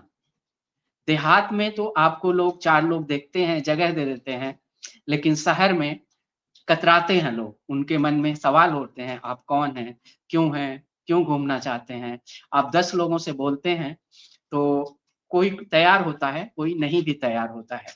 लेकिन घुमक्कड़ी में एक चीज़ जो हम पढ़ते हैं कि घूमने के लिए ये संसाधन चाहिए, लग्ज़री चाहिए और सुख-सुविधाएँ चाहिए, वैसा तो बिल्कुल भी नहीं है। घूमने के लिए मैं आपको बता दूँ कि हमारे पास जब मुझसे लोग पूछते थे कि होटल नहीं मिला तो कहाँ रहोगे? होटल के लिए पैसे नहीं है तुम्हारे पास, कोई घर में नहीं रखा तो कहाँ रहोगे? तो मैं यह बताना चाहता हूँ कि जो हम लोग घूमते हैं, उनके मन में उनके पास जिसके बारे में आप लोग सोचते ही नहीं, हमारे पास एक विकल्प होता है कि हम फुटपाथ पर भी सो लेंगे। तो ये जब विकल्प आपके पास आ जाता है, आप इस स्तर तक घुमक्कड़ी में इन्वॉल्व हो जाते हैं कि कुछ नहीं मिलेगा, फुटपाथ तो है ही। दुकानें हैं, दुकानों के आगे थोड़ा-सा आगे निकला होता है, दर्जा उसका जो निकला होता है। कई बार मैंने वहाँ पर भी स्लीपिंग बैग में सोया है। तो जब हम रास्ते पर निकल जाते हैं, तो चीज़ें धीरे-धीरे आसान होने लगती हैं। 2 महत्वपूर्ण चीज़ें बताना चाहूँगा अपनी यात्रा की। एक ये कि जब मैं उस पहली यात्रा में मैं निकला था और बिना पैसे के निकला था, तो मुझसे अगर कोई मिलता था, वो मेरे जान-पहचान का हो, चाहे मुझसे बात कर रहा हो, क्योंकि ना तो मुझे खाने के लिए मेरे पास पैसे थे कुछ, ना तो रहने के लिए छत थी। तो मेरे मन में एक ही सवाल उठता था कि इस इंसान से मैं क्या ले सकता हूँ? लेकिन वो यात्रा आगे बढ़ते-बढ़ते जब 15 दिन की हो गई, तो ठीक उल्टा मैं सोचता था।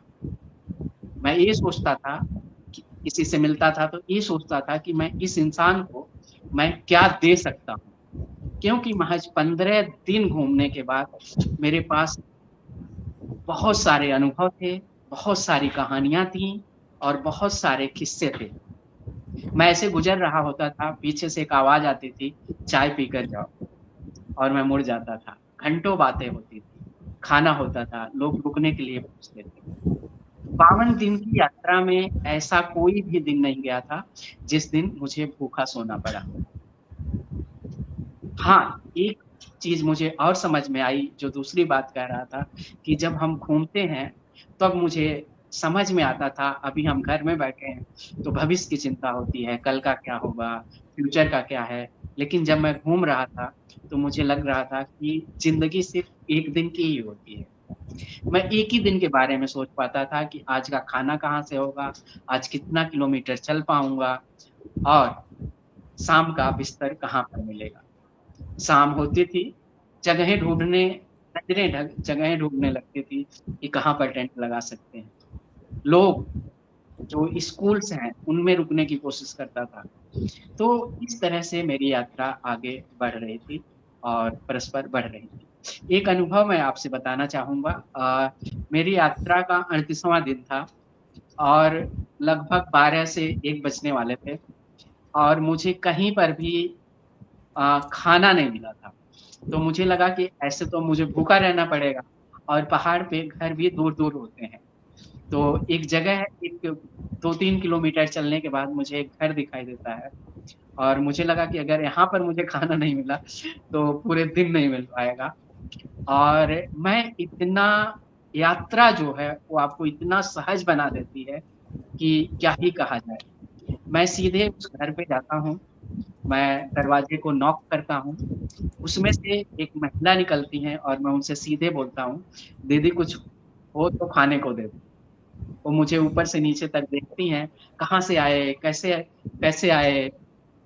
और मैं उनको जवाब देता हूँ कि मैं दिल्ली से आया हूँ, मैं घूम रहा हूँ और वो मुझे बैठने के लिए कहती हैं और थोड़ी देर बाद पानी लेके आती हैं, मुँह धुलवाती हैं और खाना मुझे मिलता है।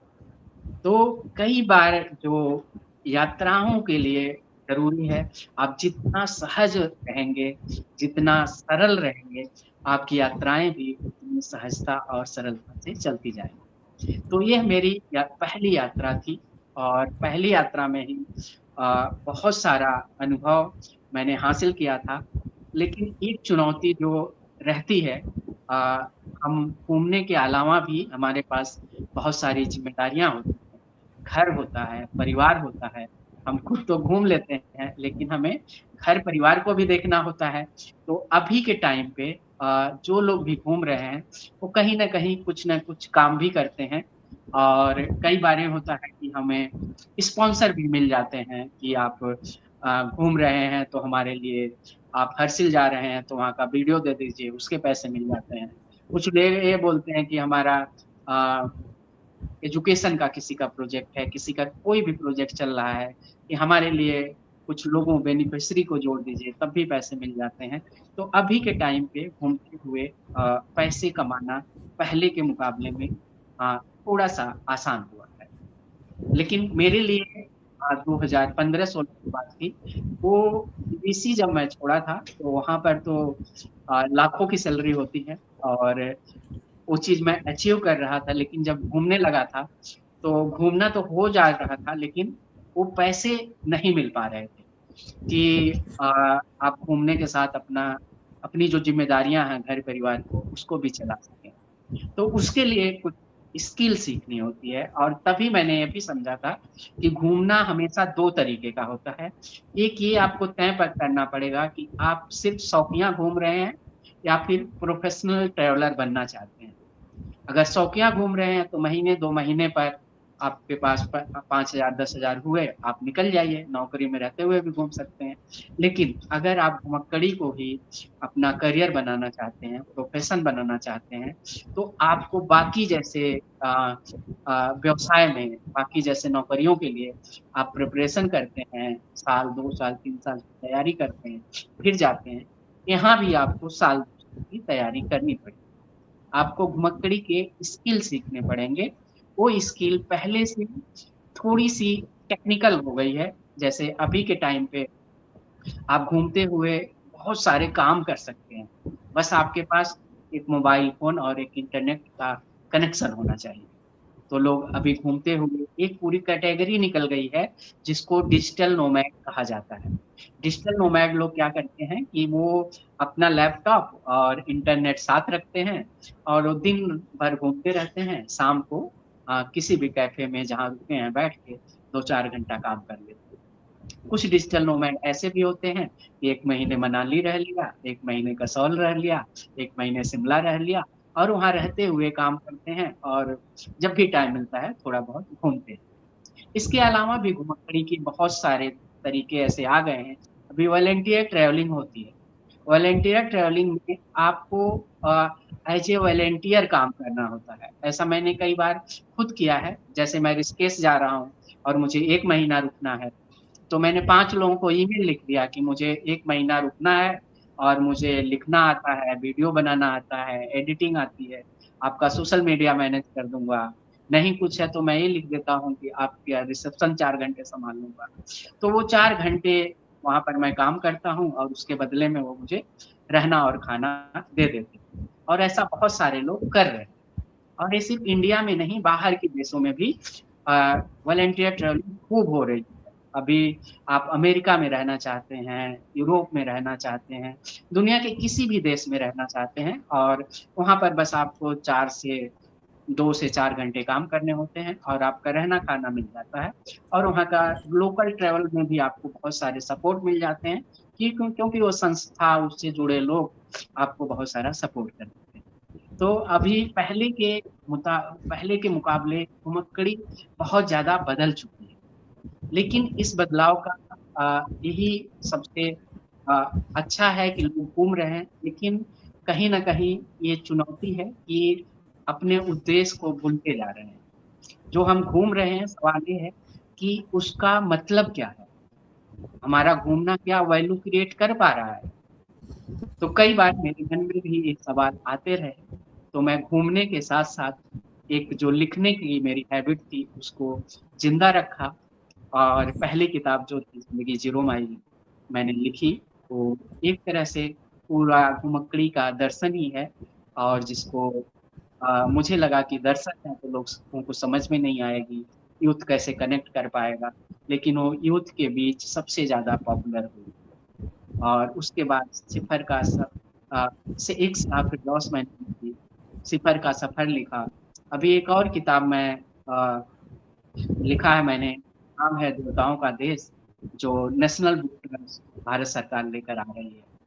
अभी जब बात हो रही थी तो विजय शर्मा मैम ने जिक्र किया था गंगोत्री से गंगा सागर यात्रा की, और महेश कटारे सर ने भी बातों बातों में ही जिक्र किया था।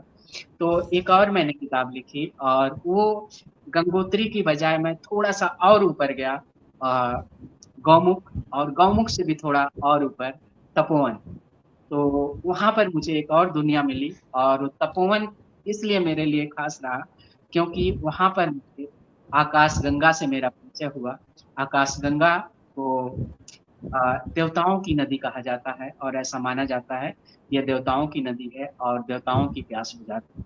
और उसका उद्गम और उसका नदी में मिलना कहीं भी स्पष्ट नहीं है, लेकिन वो आगे जाकर गाँव के आसपास ही कहीं वो भागीरथी से मिल जाता। और मैंने फिर वहाँ से यात्रा शुरू की।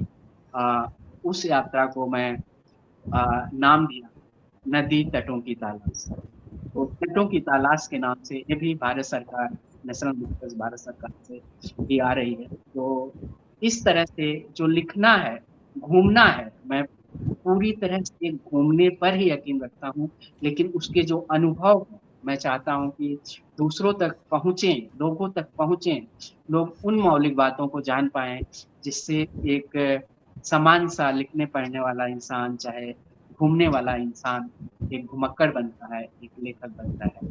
तो इस तरह से बहुत सारे अनुभवों से गुजरते हुए इस यात्रा को भी, छोटी छोटी यात्राओं को मिलाकर करीब मेरा 8 से 10 साल का जो अनुभव है, उस अनुभव के आधार पर मैं देश दुनिया घूम पाता हूँ और तरह तरह के लोगों से मिल पाता हूँ। और मेरी कोशिश रहती है कि जो वर्तमान का ट्रेंड है, वर्तमान की जो सीख है, और साथ ही साथ जो हमारे अग्रजों ने हमें दिया, वो भी साथ साथ बनी रहे। इसी कोशिश में पिछले कुछ महीने पहले मैंने एक स्ट्रॉलिंग इंडिया नाम से एक पत्रिका की शुरुआत की, और वो है एकमात्र हिंदी की मासिक पत्रिका, एकमात्र और इकलौती हिंदी की मासिक पत्रिका है जो भारत में निकल रही है।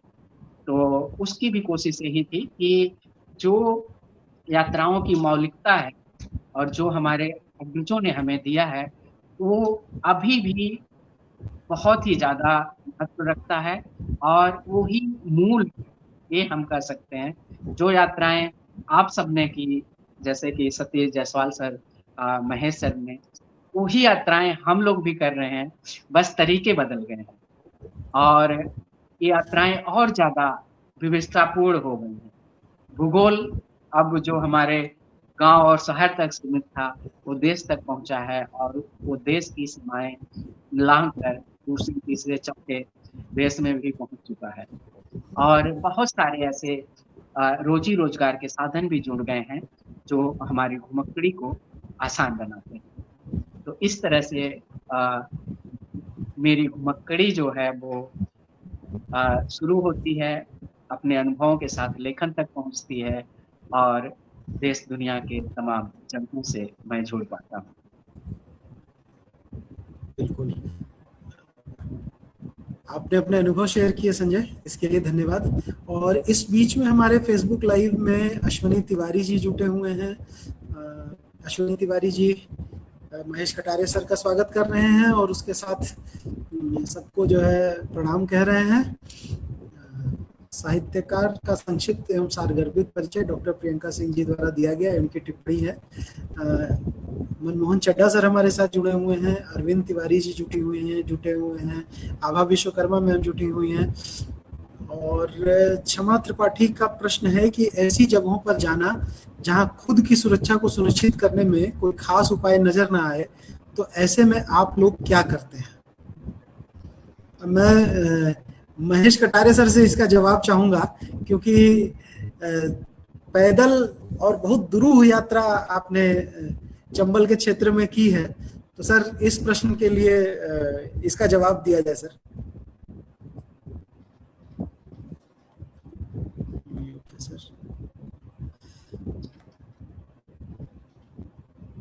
आपका माइक ऑफ है। माइक ऑफ है सर।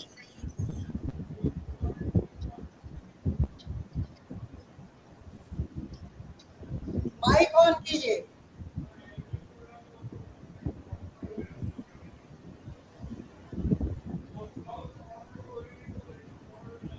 हाँ, खुल गया क्या? जी सर, जी सर। हाँ, तो मैंने जो चंबल की यात्रा की थी जी, तो मैंने आपको बताया था कि गांव में मैं कहीं भी ठहर जाता था। वहां पे जात वगैरह पूछने का तो कोई प्रश्न ही नहीं है, तो खाना मिल जाता था और ठहरने की जगह मिल जाती थी। अब मान लो कोई ऐसी जगह है कि सूर्यास्त होने को और बहुत दूर है कोई जगह, गांव तक पहुंचना संभव नहीं है और रात हो जाएगी, तो जैसे कि मैं बिस्कुट लेकर के साथ में चलता था और फिर देखता था कोई एक पेड़ हो, उस पेड़ को मैं अपना ठिकाना बना। एक बार मैंने बनाया था, ज्यादा नहीं बना पाया। एक बार मैंने किनारे के एक पेड़ को ठिकाना बनाया था और रात मैंने वहां पर गुजारी थी, और उसका जिक्र भी मेरे एक उपन्यास में है कि किस तरह से वो रात बीती मेरी, तो वो उपन्यास में आया था। इस तरह से देखिए, जब आप यात्रा पर निकलते हैं, संजय जी ने भी बताया था, तो वो स्थितियां और वो समय आपको सिखा देता है कि आपको कैसे अपने आप को बचाना है, कैसे वहां पर उस स्थिति में जीवित रहना है। ये सब वहां पे आपकी समझ में आ जाता है और आप कर लेते हैं। मेरा तो यही अनुभव है। जी बिल्कुल। सतीश सर से एक सवाल लेना चाहेंगे कि सर आपने जो नरमुंडों की शिकार वाली प्रथा जो लिखी है, तो उस पे आपने किताब में बहुत विस्तार से नहीं लिखा है, लेकिन हम लोग चाहेंगे कि वो थोड़ा सा रोचक प्रसंग प्रतीत होता है, तो आप हम लोग से साथ शेयर कीजिए कि उसके बारे में वहां आपको क्या पता चला नागालैंड में नरमुंडों के शिकार की प्रथा को लेकर के।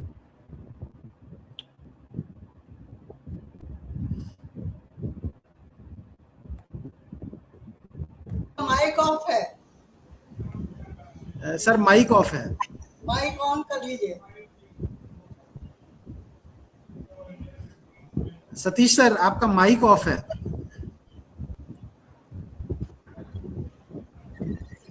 मैं आपके सवाल को थोड़ा सा घुमा रहा हूँ।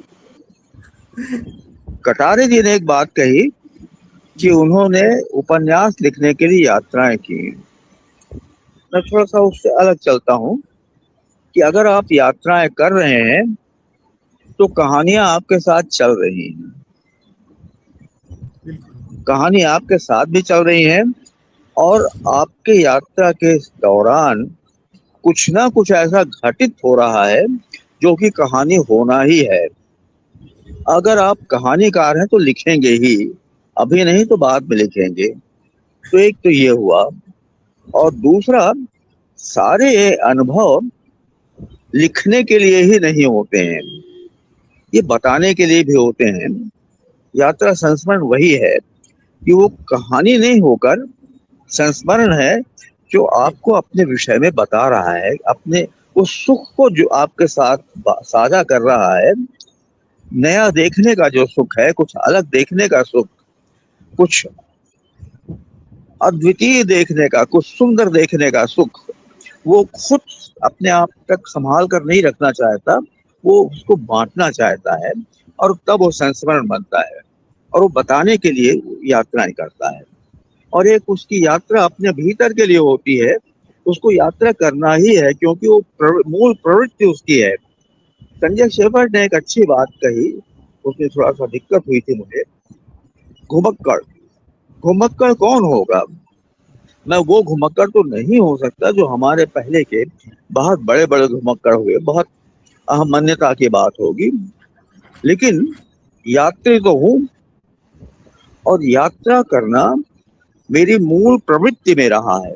कहीं जाऊं या ना जाऊं, उसके बावजूद किसी जगह पर यदि मैं बैठा हुआ हूं और मैं सूना आसमान देख रहा हूं और उसमें अचानक एक पक्षी देख रहा हूं, तो मैं उस पक्षी की उड़ान के साथ यात्रा करने लग जाऊंगा, वो मेरा मन यात्रा कर रहा होगा। तो ये प्रवृत्ति की बात हुई। कहानी की बात मैं जरूर करूं आपसे कि हर यात्रा का संस्मरण आपको कुछ ना कुछ देता है। अभी मैं अपने आप को सूर्य का जलावतरण तक ही केंद्रित रखूंगा, वैसे तो बहुत सारी यात्राएं की। 2-3 प्रसंग आपसे शेयर करूंगा जो आपके सवाल का जवाब भी होगा। अरुणाचल में भी इनर लाइन परमिट है, और मैंने उस समय अरुणाचल की भी यात्रा रोड से ही की थी, ट्रेन वहां तक नहीं आई थी तब तक, बाद में आ गई। इनर लाइन परमिट लेने के लिए मैं निकला हुआ था। रास्ते में नाहर लागुन में अचानक बहुत चित्रमय किस्म के यात्री मेरे साथ बैठ गए कि उनके सर के ऊपर वो आपके मुकुट है, उसमें पंखों की वो सब सजावट है, और उन्होंने पीछे तूणीर लटका रखा है, चमड़े का बना हुआ है, और उसमें उनके हाथ में बहुत फुकरी है। ये आप सोचिए कि आज के समय में बिल्कुल अप्रत्याशित रूप से जैसे किसी अन्य लोक से उतर कर वो लोग आ गए हैं और मेरे साथ चल रहे हैं। वो क्योंकि वहां के रहने वाले लोग थे, और वो भी ईटानगर जा रहे थे। ये देखिए बड़ा अद्भुत अनुभव है कि जो लोग किसी और लोक से आए हुए लग रहे हैं मुझे, जिनके साथ मुझे यात्रा करना विस्मय की दुनिया में छोड़ रहा है, वो भी मेरे साथ वहीं जा रहे हैं, उसी सरकारी दफ्तर में जहां से मुझे इनर लाइन परमिट लेना है। ये हमारे समाज शास्त्र का बड़ा विचित्र संयोग है कि वो अपने कालखंड से निकल कर आ रहा है और आपके कालखंड के साथ जुड़ रहा है, और आपके समाज के साथ जुड़ रहा है। आपकी सामाजिक आवश्यकताएं उसकी आवश्यकताएं हैं। वहां जाकर मुझे फिर एक नया अनुभव होता है, अलग अनुभव होता है कि जो इनर लाइन परमिट इशू करने वाले ऑफिसर थे, उन्होंने थोड़ी देर में मुझसे दोस्ती कर ली, क्योंकि इनर लाइन परमिट बनने में देरी लग रही थी। टाइम पास के लिए वो कुछ कहना चाह रहे थे मुझसे, और उनको ऐसा लगा कि मैं उनकी बात समझ सकता हूँ। उनकी बात इन लोगों की समझ में नहीं आती जो लोग किसी अन्य लोग से आए हुए लोग दिख रहे थे। उसने बड़े दुखी होकर बताया कि आज मेरा बर्थडे है और मैं अपने ऑफिस में हूँ। तो मैंने कहा इसमें दुखी होने जैसी कोई बात तो होनी नहीं चाहिए कि आज ऑफिस में आप रहिए दिन में, और शाम में घर पहुंचकर बर्थडे सेलिब्रेट कीजिए। तो उसने कहा अकेले घर में सेलिब्रेशन नहीं होता है। मैंने पूछा क्या बात है? तो उसने कहा कि आज ही मेरी पत्नी ने मुझे डिवोर्स की एप्लीकेशन दी है। अब आप ये देखिए कि यात्रा के दौरान एक कैसी दुखद कथा आपके सामने आ रही है कि उस व्यक्ति का जन्मदिन है, और उस जन्मदिन पर ही उसको डिवोर्स की एप्लीकेशन मिल रही है, उसके साथ उसके बच्चे छोटे 2 हैं, और उसने तय किया कि अपने बच्चों की परवरिश तो खुद करेगा लेकिन खुद दूसरा विवाह नहीं करेगा।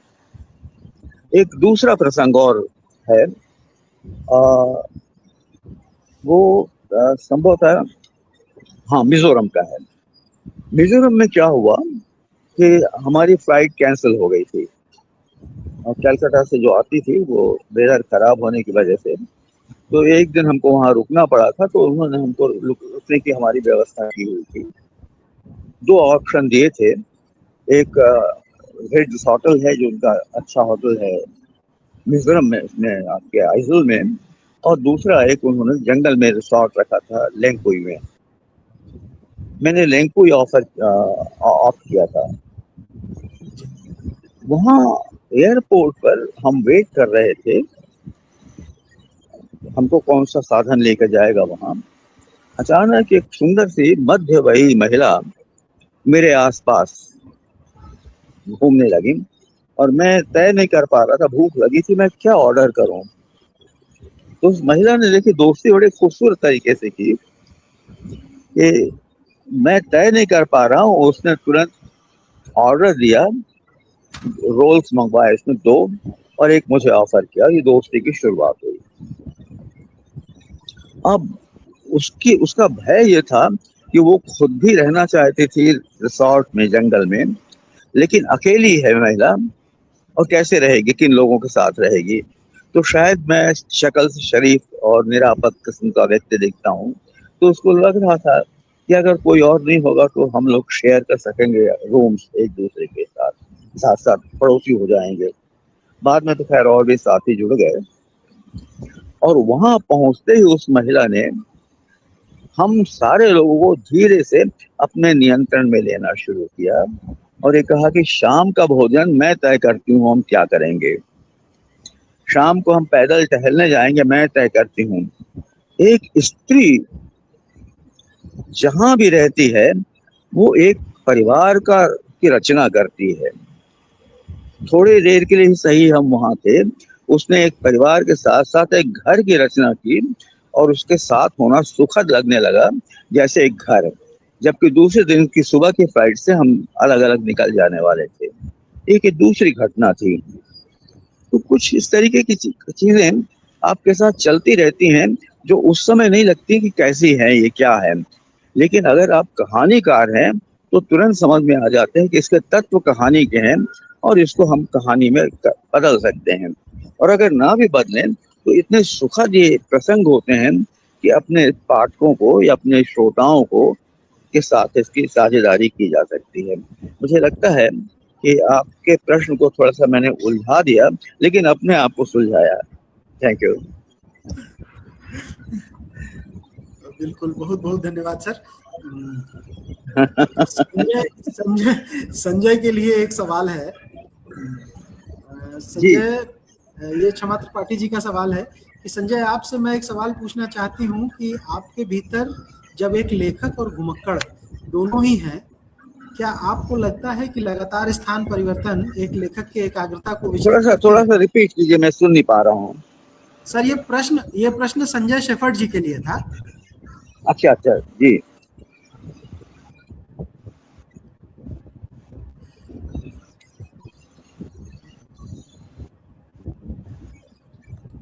ठीक है संजय, ये प्रश्न आपने प्रश्न सुना संजय जी? हाँ बिल्कुल बिल्कुल जी। एक आपका सवाल ये था, एक लेखक और एक घुमक्कड़, हाँ, दोनों ही भूमिकाओं में मतलब क्या अंतर, क्या आप जानना चाहते हैं? नहीं, सवाल ये क्षमा त्रिपाठी जी का सवाल है कि अच्छा। संजय आपसे मैं एक सवाल पूछना चाहती हूँ कि आपके भीतर जब एक लेखक और घुमक्कड़ दोनों ही हैं, क्या आपको लगता है कि लगातार स्थान परिवर्तन एक लेखक की एकाग्रता को विचलित करती है? नहीं, ऐसा तो बिल्कुल नहीं होता है। लेखन के लिए 3 जो चीजें बहुत जरूरी हैं, लेखन कह लें या चाहे किसी भी आर्ट के लिए, खासकर लेखन के लिए, वो ये पहला है स्थान, दूसरा है स्थिति और तीसरा होता है समय। और घुमक्कड़ी में ये तीनों ही चीज मिलकर आपकी रचना को बहुत ही मौलिक बना देते हैं। मुझे तो लगता है ये मेरे लिए प्लस पॉइंट होता है कि मैं घूमते हुए लिख रहा हूँ, क्योंकि स्थान अच्छे से समझ में आता है, स्थितियां अच्छे से समझ में आती हैं क्योंकि आप उस परिवेश को जीते हो, और समय तो होता ही है, वो समय के अनुकूल ही आप लिखते हो। अगर मैं इस समय मणिपुर में हूँ तो चाहकर भी मैं वहाँ के पर्यटन स्थलों पे नहीं लिख पाऊंगा, चाहे मैं कितना भी बड़ा यात्राकार या यात्रा वृत्तांत लेखक हूँ। मैं मणिपुर जाकर मणिपुर की स्थितियों, परिस्थितियों और समय को ही तो लिखूं। तो मुझे लगता है ये मेरे लिए कई बार टाइम स्पेस की दिक्कत आ जाती है, और वो घर पे बैठे हुए भी आती है, क्योंकि आप उस स्तर पर पहुंच ही नहीं पा रहे हैं जब आपका लेखक एक्टिवेट होता है, जब आप अपने अंदर के लेखक को आप लिखने के लिए तैयार कर पाए। ये स्थितियां तो घर पे ज्यादा होती हैं। ये घर पे मैं बैठा हूँ और कई बार मेरा लेखक मुझसे बात ही नहीं कर रहा है, तो वो स्थिति ही नहीं बन पाती कि हम लिखेंगे कैसे। लेकिन अगर मैं घूम रहा हूँ तो हर दिन नई तरह के विचार आते हैं, नई तरह की योजनाएं आती हैं, और जो 3 लेखन के मूल तत्व हैं जो किसी भी रचना में होने ही होने चाहिए, स्थान, स्थिति, समय में से तीनों में से अगर कोई भी चीज बदलती है तो आपकी रचना के मायने बदल जाते हैं। अगर जो बातें मैं देहरादून के लिए कह रहा हूँ वही बातें हरिद्वार के लिए नहीं कह पाऊंगा, वही बातें ऋषिकेश के बारे में भी नहीं लागू होती है। तो सिर्फ स्थान ही तो बदला। तो मेरे ख्याल से ये बहुत ही, मेरे लिए तो ये बहुत ही उपयोगी साबित हुआ है, और मैं अलग अलग जगहों पर रह के बहुत ही आराम से लिखता हूँ, मजे लेकर के लिखता हूँ।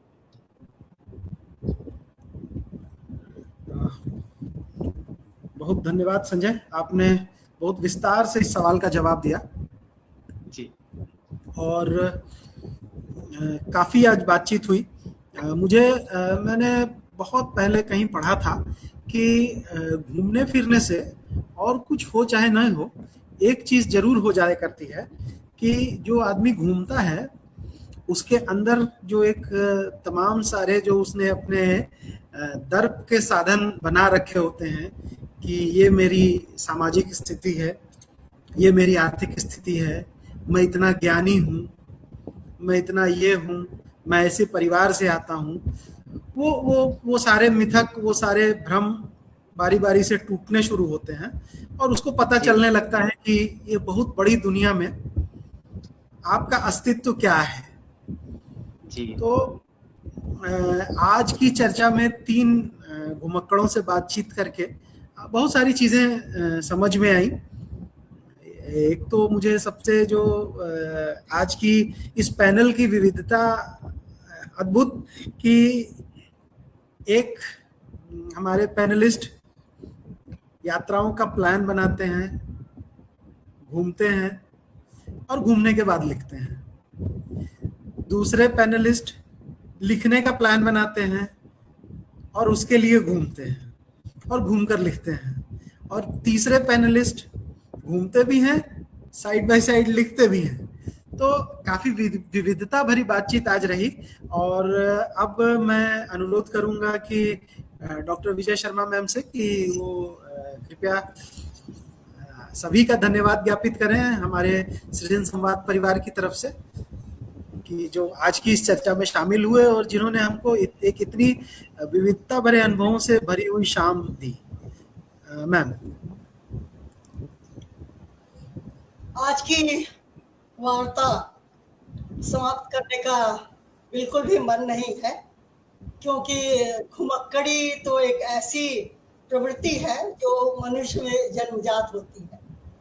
तो खुद भले ही ना घूम पाए, लेकिन दूसरों का अनुभव सुनना भी हमें बहुत समृद्ध करता है। आज बहुत सारी सुविधाएं हमें प्राप्त है घूमने के लिए, लेकिन पहले ऐसा नहीं था, जैसा कि हम सब जानते हैं। जब सुविधाएं नहीं थी तब भी लोग घूमते थे, और न केवल इस लोक के यात्री, दूसरे लोक के यात्री भी घूमते थे, जिसमें नारद जी का उल्लेख हुआ है। नारद जी तीनों लोकों में घूमते रहते थे, और शंकराचार्य ने भारत की कई बार केरल से लेकर के कश्मीर तक यात्रा की। उन दिनों भी सुविधाएं नहीं थी। जब मैं गंगोत्री गई तब भी सुविधाएं नहीं थी, और ना मैं केवल गंगोत्री गई बल्कि वहां जाके मैंने औचक अपनी शादी भी कर ली। तो ये भी मेरी यात्रा का, ये भी मेरी घुमक्कड़ी का एक यादगार पल है, अभी तक साथ निभ रहा है। आज आप भले ही ना घूम पाए, लेकिन वर्चुअल रूप से आप दुनिया की सैर कर सकते हैं। मैं एक वीडियो बराबर देखती हूँ, वो है संचारम। एक मलयाली यात्री है जो दुनिया जहान घूमते हैं, ब्लॉग लिखते हैं, ब्लॉग बनाते हैं और अपने वीडियो पेन ड्राइव के माध्यम से बेचते भी हैं। उनका नाम है संतोष जॉर्ज कुलंगरा। तो इस तरीके से आप बिना कहीं जाए भी पूरी दुनिया की सैर कर सकते हैं। महेश कटारे जी ने बहुत सुंदर बातें कही। एक बात जो उन्होंने कही कि खंडहर रात को बोलते हैं। जब मैं भी चंबल से जुड़े क्षेत्र इटावा में रह रही थी बचपन में, बकीवर में रहती थी, तो हमारे घर के बगल में बहुत बड़ा खंडहर था और पता नहीं खंडहर क्या बोलते थे कि रात को मुझसे वो बहुत भयभीत करने वाली बातें कहते थे और मुझे उधर देखते हुए बहुत डर लगता था। तो खंडहर सच में भयावह भी होते हैं और रात को खास तौर से बोलते हैं। महेश जी के पास उनके ज्यादा अनुभव है। हमारे यहाँ शुरू से कहा गया है चरे वेती चरे वेती। जब आप चलते हैं तो आप मधु एकत्र करते, अर्थात आपका जीवन मधुमय हो जाता है, समृद्ध हो जाता है। मुझे विष्णु प्रभाकर की याद आती है। जैसे लेखन के लिए कटारे जी जगह जगह घूमते हैं, विष्णु प्रभाकर जी ने शरद चंद्र की जीवनी लिखने के लिए न मालूम कहाँ कहाँ की यात्रा की। वैभव जी ने उदाहरण दिया कि किस तरीके से गांधी पर लिखा गया। सुविधाएं भी थी और नहीं भी थी, दोनों तरह से घूम घूम करके। संजय शेफर्ड ने एक अलग तरह से यात्रा की है और वो फुल टाइम घुमक्कड़ ही बन गए हैं, लेखन साथ साथ करते हैं। उनके अनुभव बहुत ही समृद्ध करने वाले थे। मैं उनसे खास तौर से जुड़ पाई क्योंकि मेरा जन्म भी गोरखपुर में हुआ और बचपन मेरा तराई में ही बीता। हालांकि घुमक्कड़ी उस समय नहीं की उतनी, सिर्फ छुट्टियों में हम लोग बाबा के यहाँ जाया करते थे या नाना जी के यहाँ जाते थे और वहाँ खूब मस्ती करते थे। लेकिन चूंकि वो गडेरिया परिवार से आते हैं, मुझे एक कहानी, ऑस्ट्रेलियन कहानी याद आती है जिसका मैंने अनुवाद किया था। हेनरी लॉसन की कहानी है, गडेरिया की घरवाली। शायद आप लोगों ने पढ़ी होगी, बहुत खूबसूरत कहानी है। गडेरिया तो खूब बाहर निकल जाता है भेड़ों को लेकर के, लेकिन उसके परिवार की क्या स्थिति होती है, वो किस तरह रहते हैं, इसका बहुत ही खूबसूरत, बहुत दर्दनाक, बहुत ही मार्मिक चित्रण इस कहानी में है। तो आज की वार्ता बहुत ही समृद्धकारी रही। हमारे साथ बहुत सारे फेसबुक साथी जुड़े। डॉक्टर मीनू रावत जो अभी अभी गुजरात घूमकर लौटी है, वो भी हमारे साथ जुड़ी हैं। मैं सारे फेसबुक से जुड़े साथियों का बहुत बहुत धन्यवाद करती हूँ, खास करके जिन लोगों ने अपनी टिप्पणी की, जिन्होंने प्रश्न पूछे, जिनके कारण ये वार्ता और भी समृद्ध हो गई। मुझे लगता है उनके प्रश्नों के समुचित उत्तर दिए गए या देने का प्रयास किया गया। उन सबका एक बार पुनः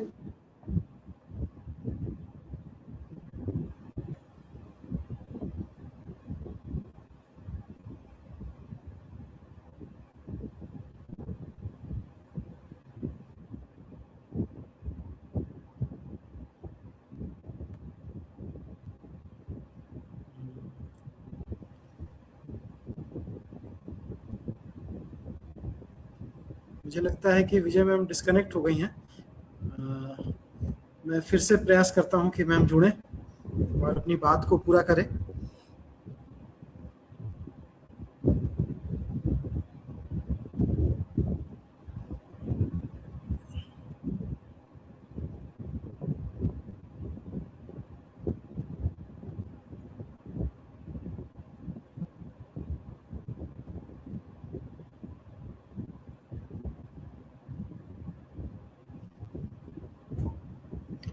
जब तक मैम हम लोग के साथ दोबारा जुड़ती हैं,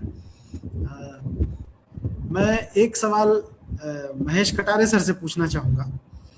सर, कि जैसे आपने जो यात्राएं की जी और उपन्यासों के लिए यात्राएं की, जी बहुत सारे आपने जो बताए हम लोग को शेयर किया, उपन्यासों के लिए आपने यात्राएं की, तो जी मैं आपसे ये पूछना चाहूँगा कि जैसे जब आपने जिन विषयों को उठाया है वो विषय जी तो पुराने हैं, मतलब अब भर्तृहरि के ऊपर अगर लिखा जा रहा है तो जाहिर सी बात है आज से कुछ 100 साल पहले की बात है, तो जी लेकिन अब वो जगहें बहुत काफी हद तक बदल चुकी हैं।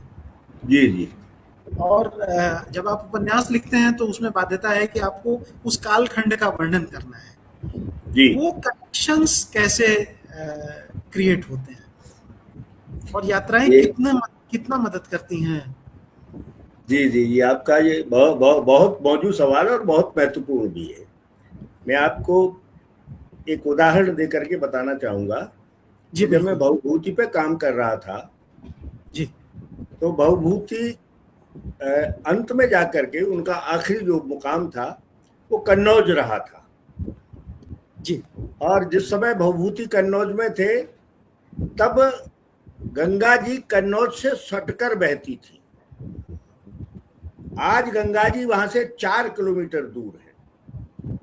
तो वो स्थितियां, वो सारी की सारी चीजें, वो जो दृश्य होते हैं वो बदल जाते हैं। मगर मैं वहां चूंकि 2 दिन रहा और 2 दिन उस खंडहर के ऊपर जहां वो भी नहीं बचे हैं, इमारतें भी नहीं बची हैं, मैं खंडहर पर रात को जाकर के बैठता था और ये समझने की कोशिश करता था कि आज से 1600 वर्ष पहले यहाँ से गंगा जी कहाँ बहती होंगी, इस जगह पर किस तरह के भवन बने होंगे आसपास में, और ये सब चीजें, कुछ पुरानी चीजें अब भी जिंदा हैं, जैसे वहां पे स्तूप जिंदा है, उनके कुछ अंश जिंदा हैं, कुछ मंदिर बने हुए हैं।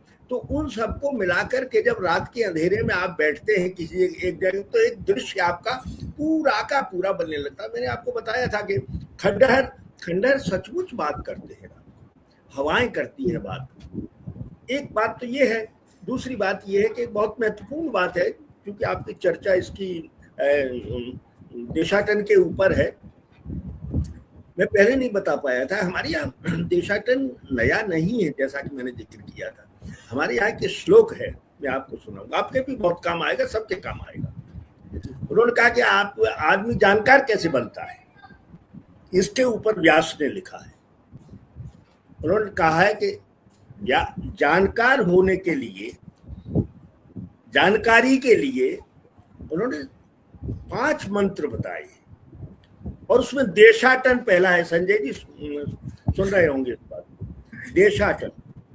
देशाटनम पंडित मित्रता च वारांगना राजसभां प्रवेश अनेक शास्त्रानि विलोकितानि पांडित्य मूलम खल मंत्र पंच। उन्होंने कहा है कि अगर मनुष्य को जानकार बनना है, पंडित का मतलब ब्राह्मण नहीं होता है, आप सब लोग जानते हैं। पंडित का मतलब यह है कि जानकार है। तो उन्होंने कहा है कि सबसे पहला मंत्र जो बताया है वो उन्होंने देशाटन बताया है। देशाटन, फिर पंडित मित्रता, विद्वानों से मित्रता। बाकी आपके मन में कोई शंका है कोई, तो कैसे दूर होगी। देशाटनम पंडित मित्रता, वारांगनाओं के यहाँ आना जाना। हमारे यहाँ तो ये बड़े, मतलब किसी पंडित से कह दो तो जो कहेंगे यार ये तो बहुत गलत बात कर रहे हैं साहब, ये कैसे क्या है। वो तो कह रहे हैं, व्यास कह रहे हैं कि वारांगनाओं के यहाँ जहाँ आइए जाइए। मतलब ये है कि जब तक आप वारांगनाओं के यहाँ जाएंगे तो अच्छा बुरा सब कुछ समझ में आएगा आपके में।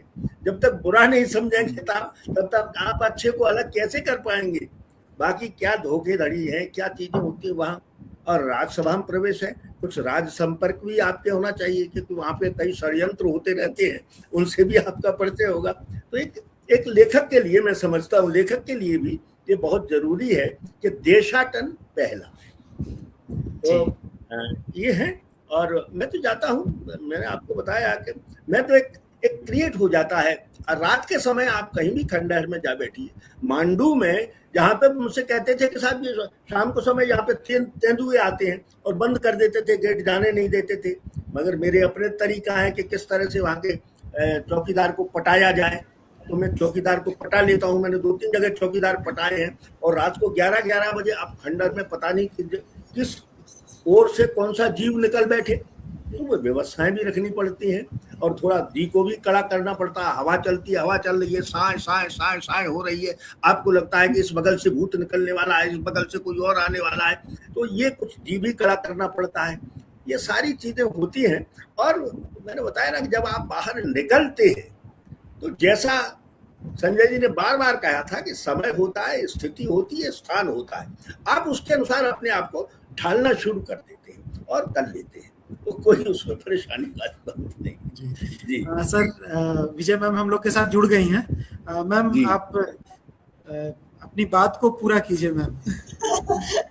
मेरा नेटवर्क ही समाप्त हो गया, पता नहीं कैसे कट गया था। और मैं तो चाह रही थी कि बाबा जी समाप्त ही कर दें, क्योंकि समय तो काफी हो गया है। तो जैसा कि मैं कह रही थी, मैं आप सभी का बहुत बहुत धन्यवाद करना चाहती हूँ। साथ ही साथ चाहूंगी कि आप भविष्य में भी हमारे साथ जुड़े रहें, किसी न किसी रूप में, चाहे वक्ता के रूप में अथवा श्रोता के रूप में। और मैं नहीं जानती हूँ मेरा नेटवर्क कितनी देर काम करेगा, इसलिए आप सभी को धन्यवाद और नमस्ते।